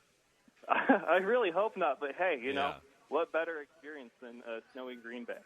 Yeah, that would be cool. Of course, living in Phoenix, we don't even know what snow is, although it has snowed in Phoenix before. Right, for about a half hour, then it all dissipated. We thought it was dandruff from the clouds, but it wasn't. But that is very cool. So how can people listen to your show, get in contact with you, any contact information you want to give? Yeah, so they can tune in every Tuesday, Wednesday, and Thursday at 6 o'clock Pacific time. And, of course, us and you guys, we currently share the same time zone, so it works out even better for the good people of Phoenix, Arizona. But you can tune in. Either I broadcast live from Spreaker.com. That's with an R. You guys are familiar with Spreaker. And then, of course, if they can't tune in live, they can listen to the episode afterwards in podcast form on Spreaker. They can subscribe on iTunes, or they can go listen on SoundCloud. And then, of course, all the episodes are archived on my website, thefanshow.com. So if you just search The Fan Show, I should be the only thing that pops up, on all the listening devices. That is very exciting, and it's really a pleasure meeting you. And we'll have you on again because, there's still 5 games left. There's the playoffs. You can be our expert commentator on the IFL, and I think that's really cool. And it's pretty popular out here, so we like that. So, Richard, again, thank you so much. The Fan, Richard Tiemann, and we'll talk to you soon. All right, thanks, guys. I hope to be down there for a postseason game at Talking Stick again. So I'll look for you. Oh, absolutely. No doubt about it. Thanks again. All right. Yep, take care, guys. All right, Richard Tiemann. He knows his IFL. Probably knows his football. And he knows his nonsense as football and nonsense. The Fan. That's sort of clever. Yeah. Spreaker. It's not bad. We know Spreaker. Mm-hmm. Anyway, joining us right now, our favorite Australian, I was going to say broadcaster, but reporter, Emily Redenbach, Cali Sports News. Hey, Emily, how are you? I am so good this afternoon. How are you guys doing? Wow, I love that accent, right, Greg? It's great. It is. That is very cool. You did it off the bat this time, which is great. Because usually at the very end you have it come up, and then Dave has his big smile on his face. Yes, it's a good one. Another thing. It's better than smoking. All right. Oh, there you go. Oh, wait. And much healthier for you. Yeah. It was very cool. So how you been doing? It's been a while since we've talked. Of course, you're disappointed, obviously, that the Kings didn't make the playoffs. What's your take on that? They needed to do what they did in the off-season about 3 months ago. They needed to fire Daryl Sutter, and they needed to... I mean, I have a soft spot for Dean Lombardi, so I'm not so sure that was the right call yet. But they needed to make a change, and if they had have done it earlier, maybe we'd be playing Nashville right now instead of Anaheim. Oh, yeah. It's possible. Yeah, I know that. It's true. They mentioned that a lot of people there with the organization wanted it done, and then it didn't happen, and so, Lombardi went down with him. And they had such a great legacy there, and I don't think anyone will ever forget the great stuff they did for the Kings. But, yeah, definitely time to move on. Mm-hmm. Yeah, I mean, Daryl and Bean got us our first 2 Stanley Cups, 2 in 3 years. It's incredible. I will never forget that. But, yeah, they needed to change their style in order to fit in with the NHL where it is right now, and they didn't or couldn't or wouldn't, and it clearly wasn't working anymore. We have incredible players on our team that just weren't up to their potential, and I think a new coach and new management. The coach is John Stevens, someone that they know, that's been in the locker room, that knows the players really well. I think that was a good call on Rob Blake's part. And Rob Blake, of course, learned from Dean Lombardi, so he knows what he's doing. I'm very excited to see what next season's going to bring. Just kind of hoping that Nashville can take it all the way, and I won't have to listen to the Ducks fans down here. Yeah, that's the tough part for you, right?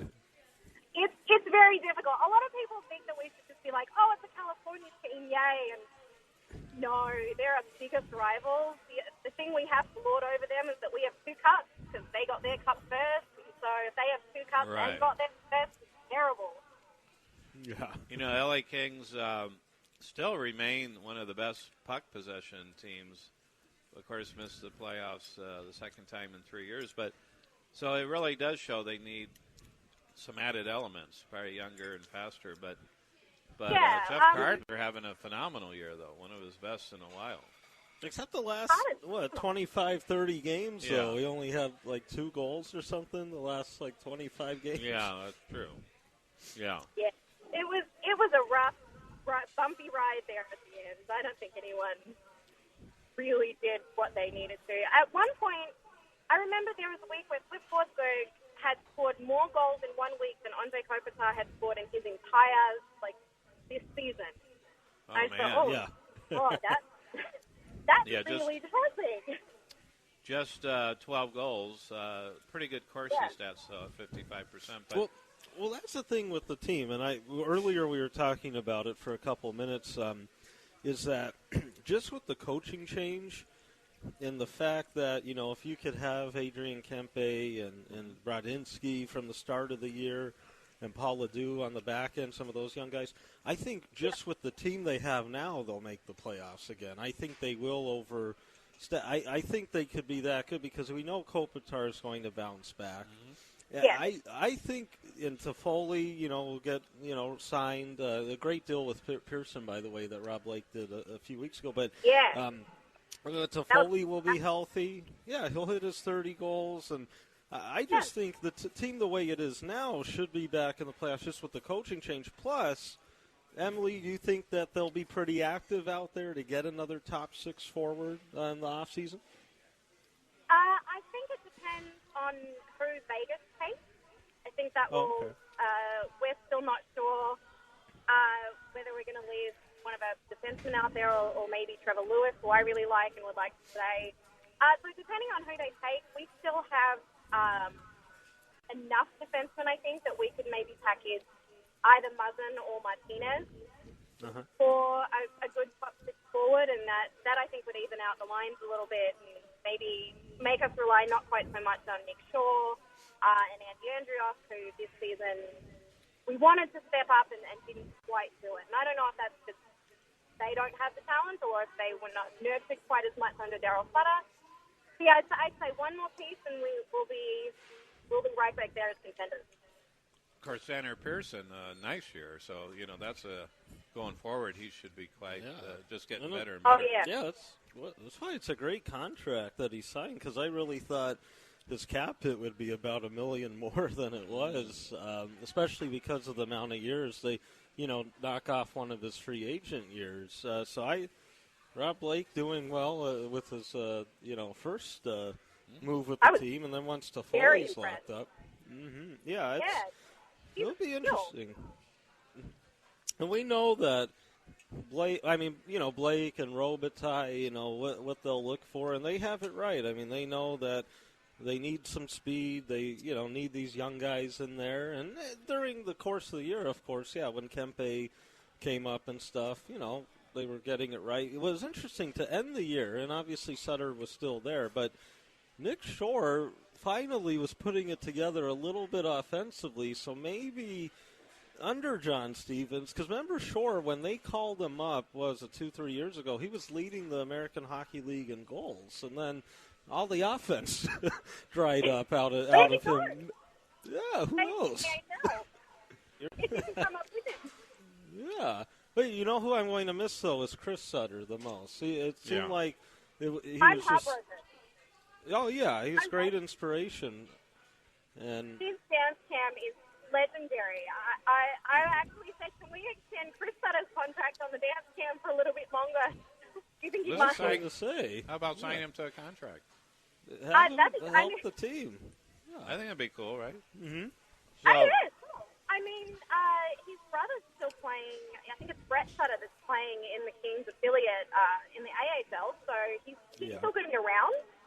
I'm sure we could entice him to come by Staples Center a few times, get that dance cam going. Now, Dustin Brown put up the most points that he's had with his modest 36. Like 4 or 5 years. 5 years. Yeah.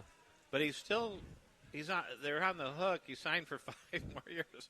A cap hit of 5.8. That being said, I think with the coaching move, I think he's going to get 20 goals next year. Oh, okay. I think he was their best forward for quite a few games. It just doesn't go in. Yeah. So, I mean, I think you're right. He and Daryl do not get along very well, from what I understand. Yeah. And I am convinced he is going to be the biggest change you're going to see with a coaching change next year. I think Dustin Brown's going to be the one affected the most.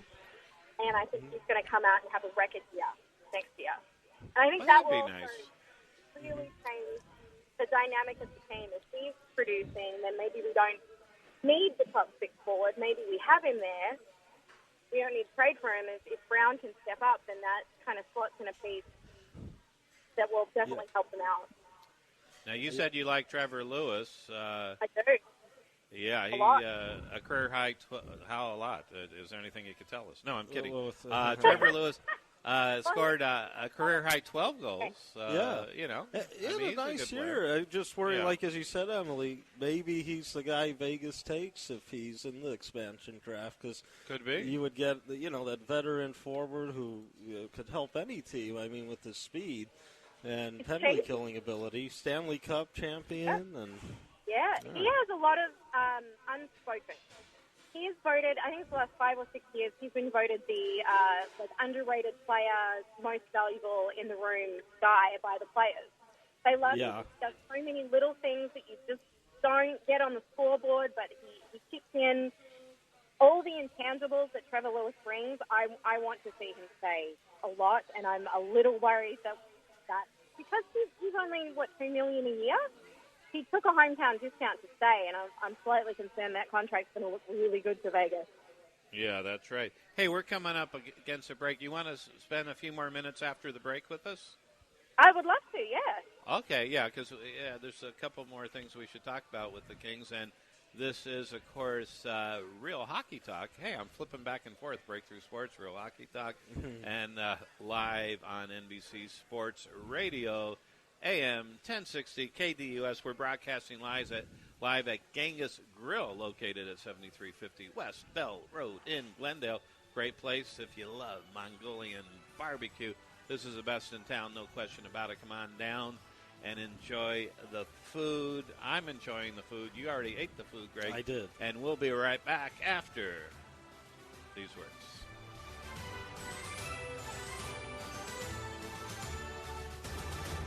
Get ready, get raged with the Sports Rage. Former Super Bowl champion Dale Hellestray and the Angry Fan navigate interesting sports topics and opinions. Weekdays 3 to 5 on NBC Sports Radio, AM 1060.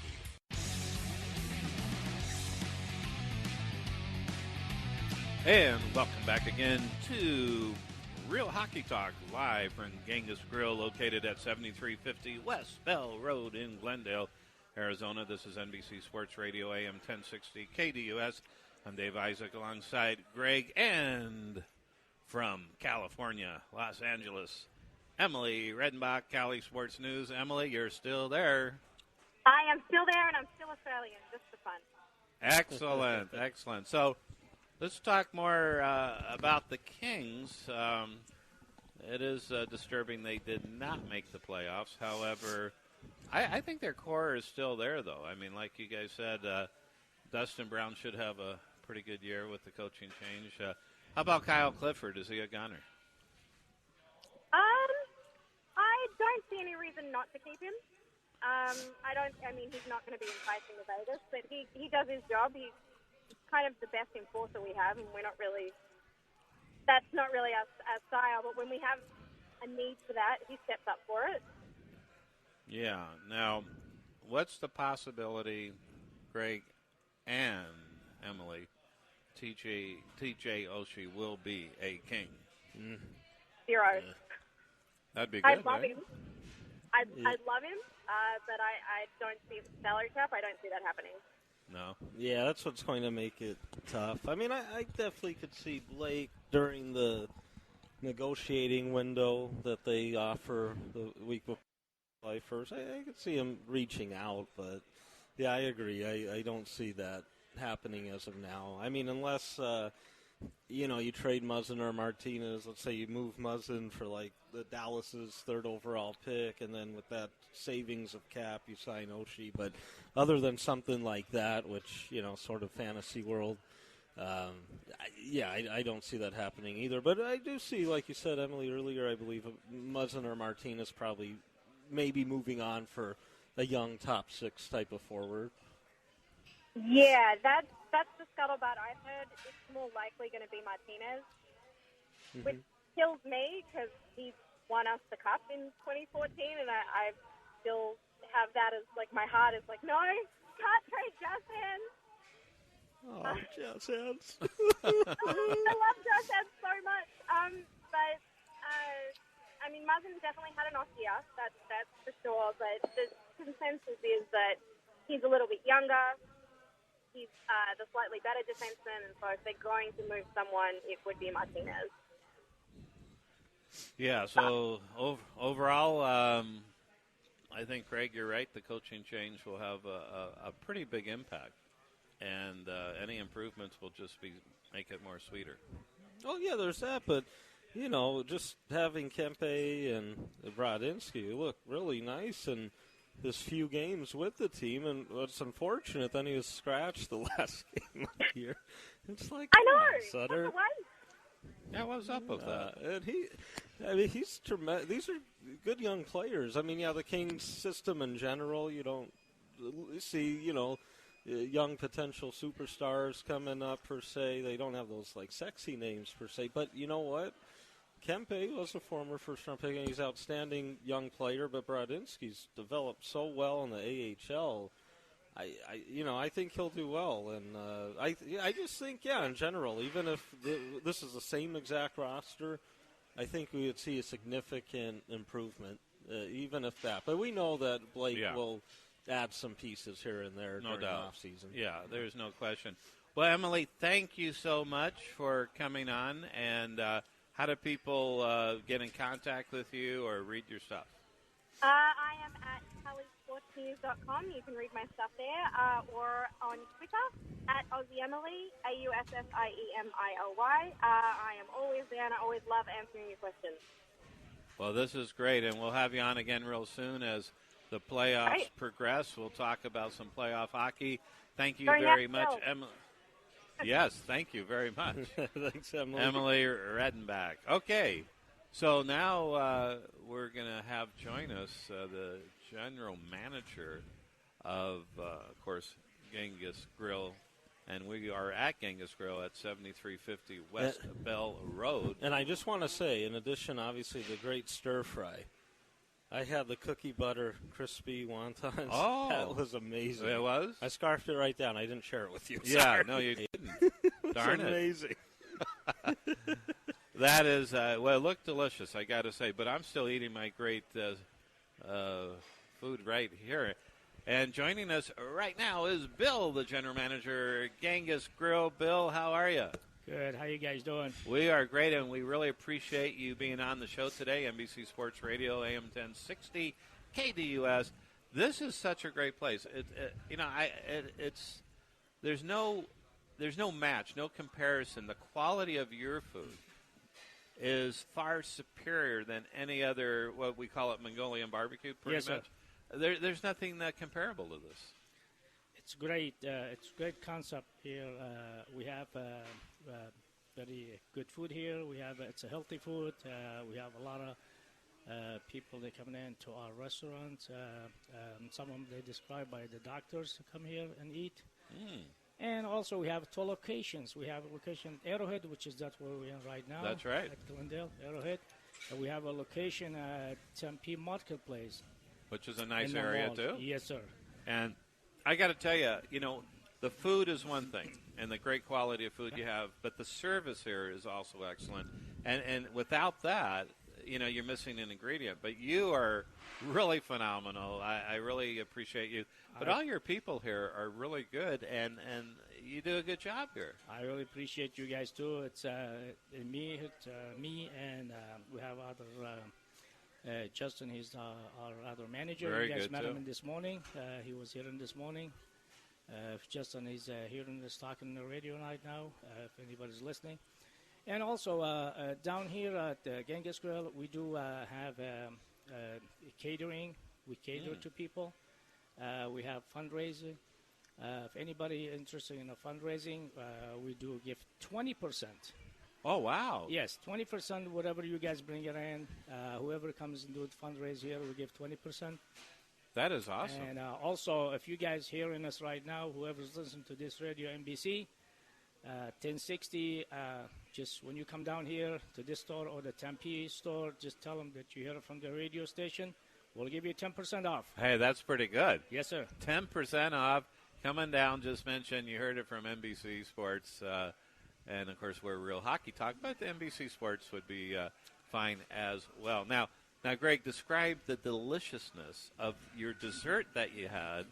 How did that taste? And I made it for you, too. You did? Yes. Wow, look at that. Man, you're it is amazing because, not only, the ice cream with the, the chocolate syrup, that's great, but the chocolate wontons in there.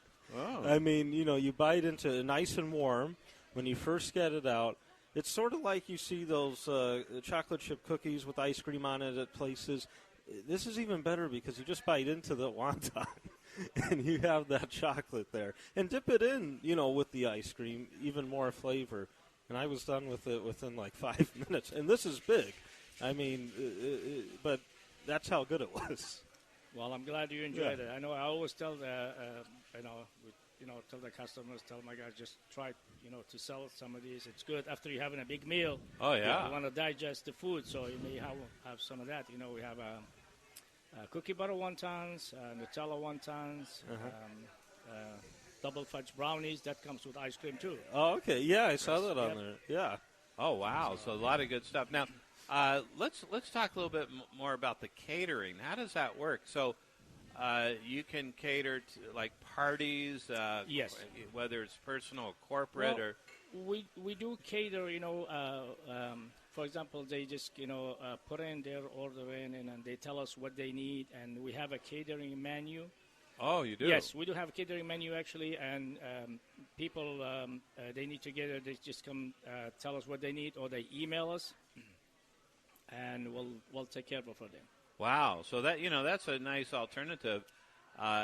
It would be certainly delicious. So you would cook it up all for them, maybe one type of, or maybe 2 types, right? Yes. Whatever they need on their menu, we'll do it for them. Now, what are the hours? I know tonight, Friday, Saturday, it's 11. Okay, we do Sunday to Thursday. We open 11. We close at 10 o'clock. Fridays and Saturdays, we are 11 to 11. That's good hours. Yes. That's really good hours. And you got some TVs here.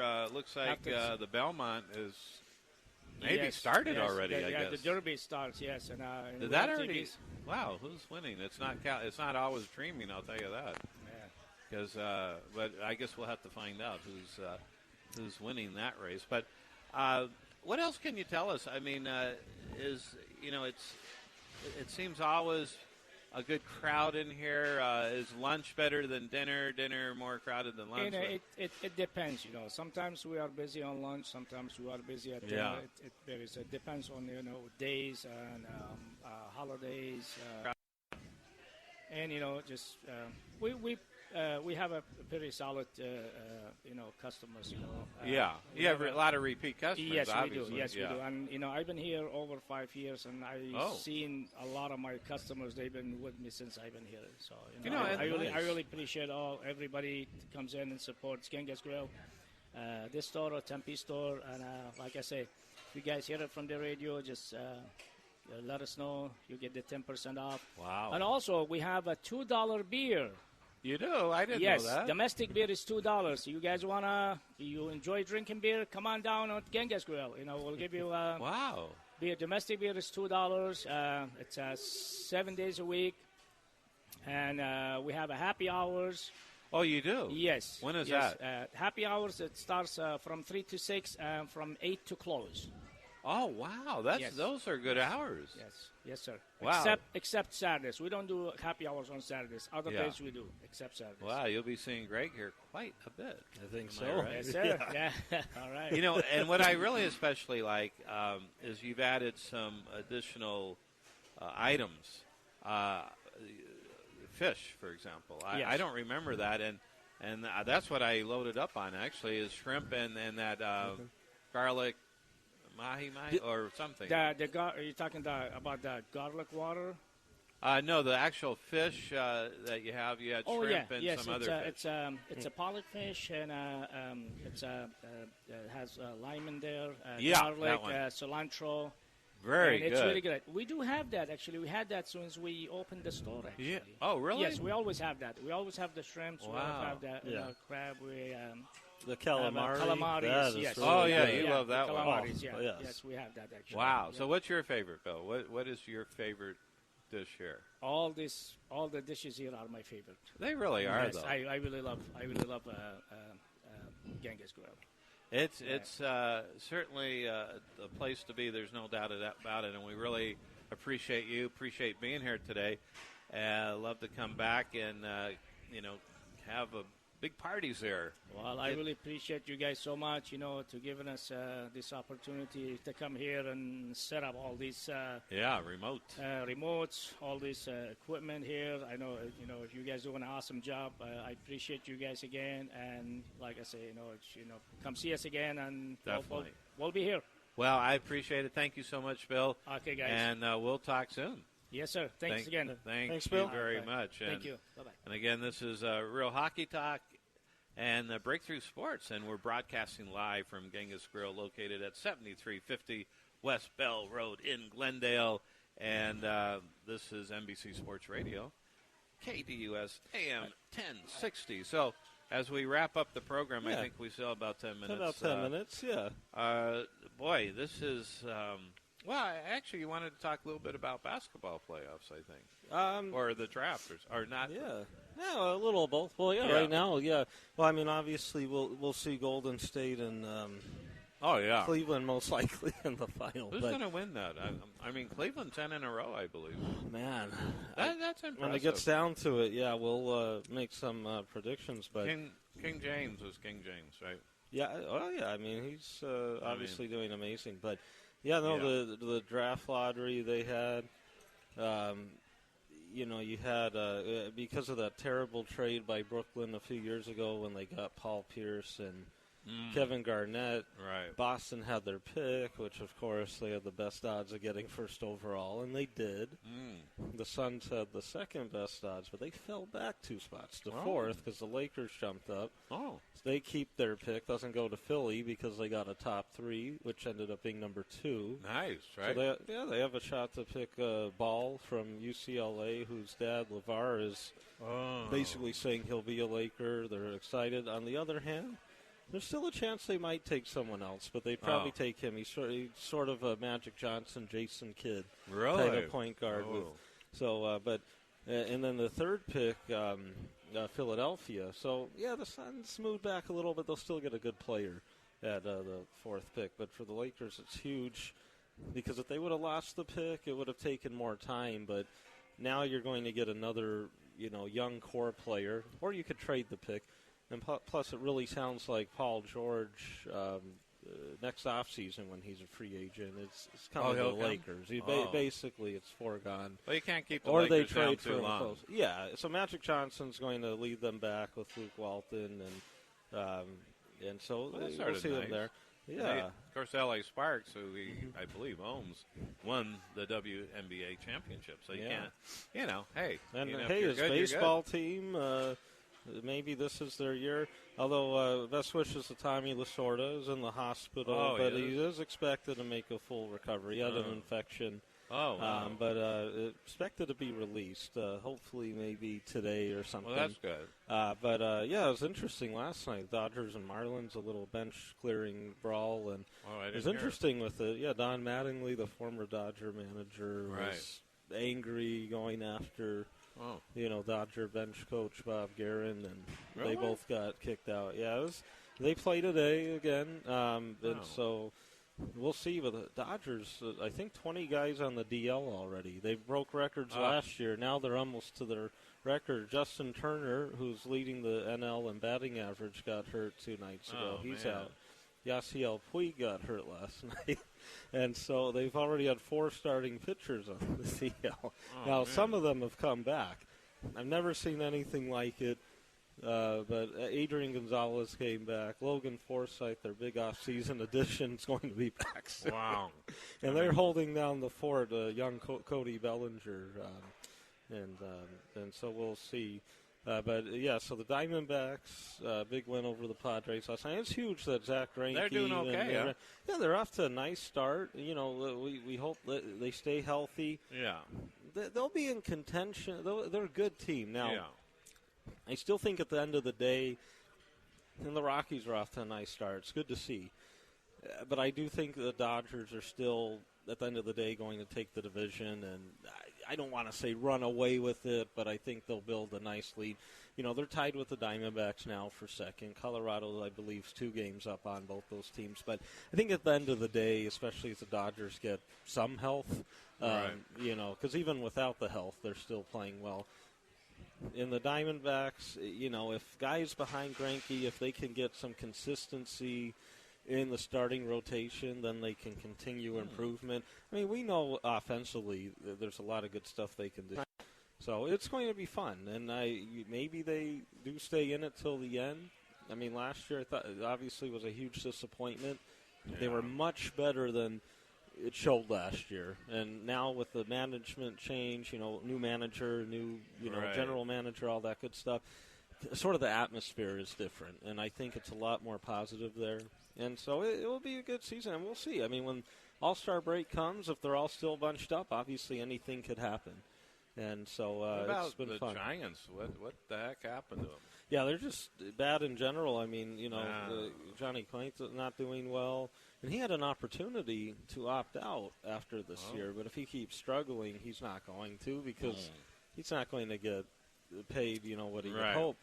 But Shamarja, some of these guys have struggled. But, of course, Madison Bumgarner, had got injured, had that accident.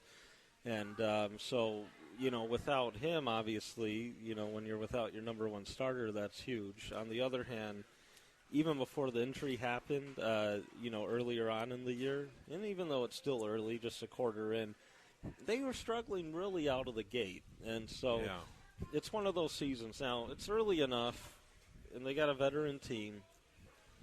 If Johnny Cueto could start pitching like he can and things happen, they get healthy, they can maybe jump back in, but I just think it's extra difficult because I just think the Rockies, the Diamondbacks, are for real in the sense they'll be competitive all year. Mm-hmm. So I think it's just a lot of the division games with them, they just won't be as easy as they've been in the past. And it will be fun. But I still think the Dodgers, and we'll see it. In theory, they should. Yeah, and we'll see it maybe in the next month. You'll see finally them maybe overstep. But it's a marathon. I mean, you almost don't really pay attention who's in first, who's in second. Not this now. Early. Yeah, you just, kind of do your best. You got to get your wins, win your series, and But it will be interesting tonight's game with the Marlins. We'll see what happens. More bench clearing action?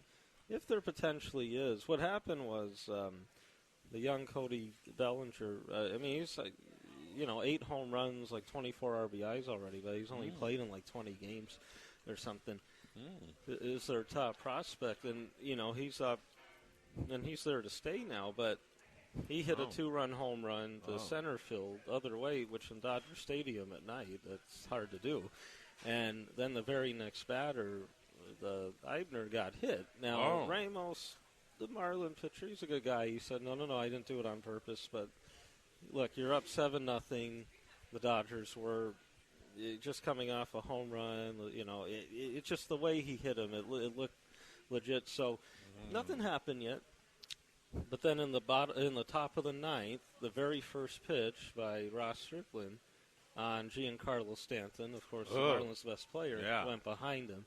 And so Stanton went out, and he did? Then all the benches. Now, Strickland got kicked out, and I know Dave Roberts was upset because I believe there wasn't a warning the first time, so it's kind of like, why are you kicking our guy out? Right. And then Clayton Kershaw really got on Stanton for some reason, so that was interesting. That you don't want to see, those guys go at it. Marlins need Stanton in the lineup, but Dodgers need Kershaw. So it's interesting. It's always crazy. So some how of did the stuff. Bench coach and you could see pictures. Don Mattingly's face. He's did they actually angry. Get enough? No, I mean it was close, but it'll be interesting to see what happens. I don't think Bob Guerin was there when Mattingly was managing the team. I think he came after Dave Fry.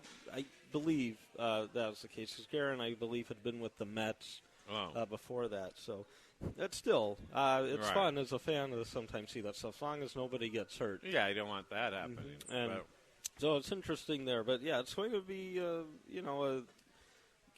there's different type of parity I think we're seeing now in baseball. And, seeing this with the Rockies and Diamondbacks, the starts they're off to, it's that is good for baseball.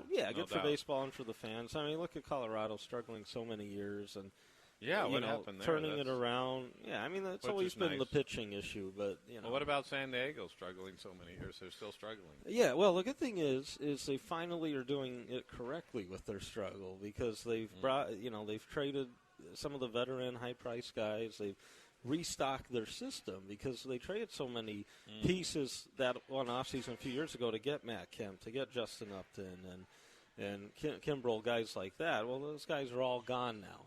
But, in general, though, they've got nice pieces in some of these deals. And the Padres are the type of team, if they could develop these guys right and they get to that point, they're not a huge market, but, have the money to maybe take a splash here or there once these young guys are developed. Yeah, I'd say 3 years.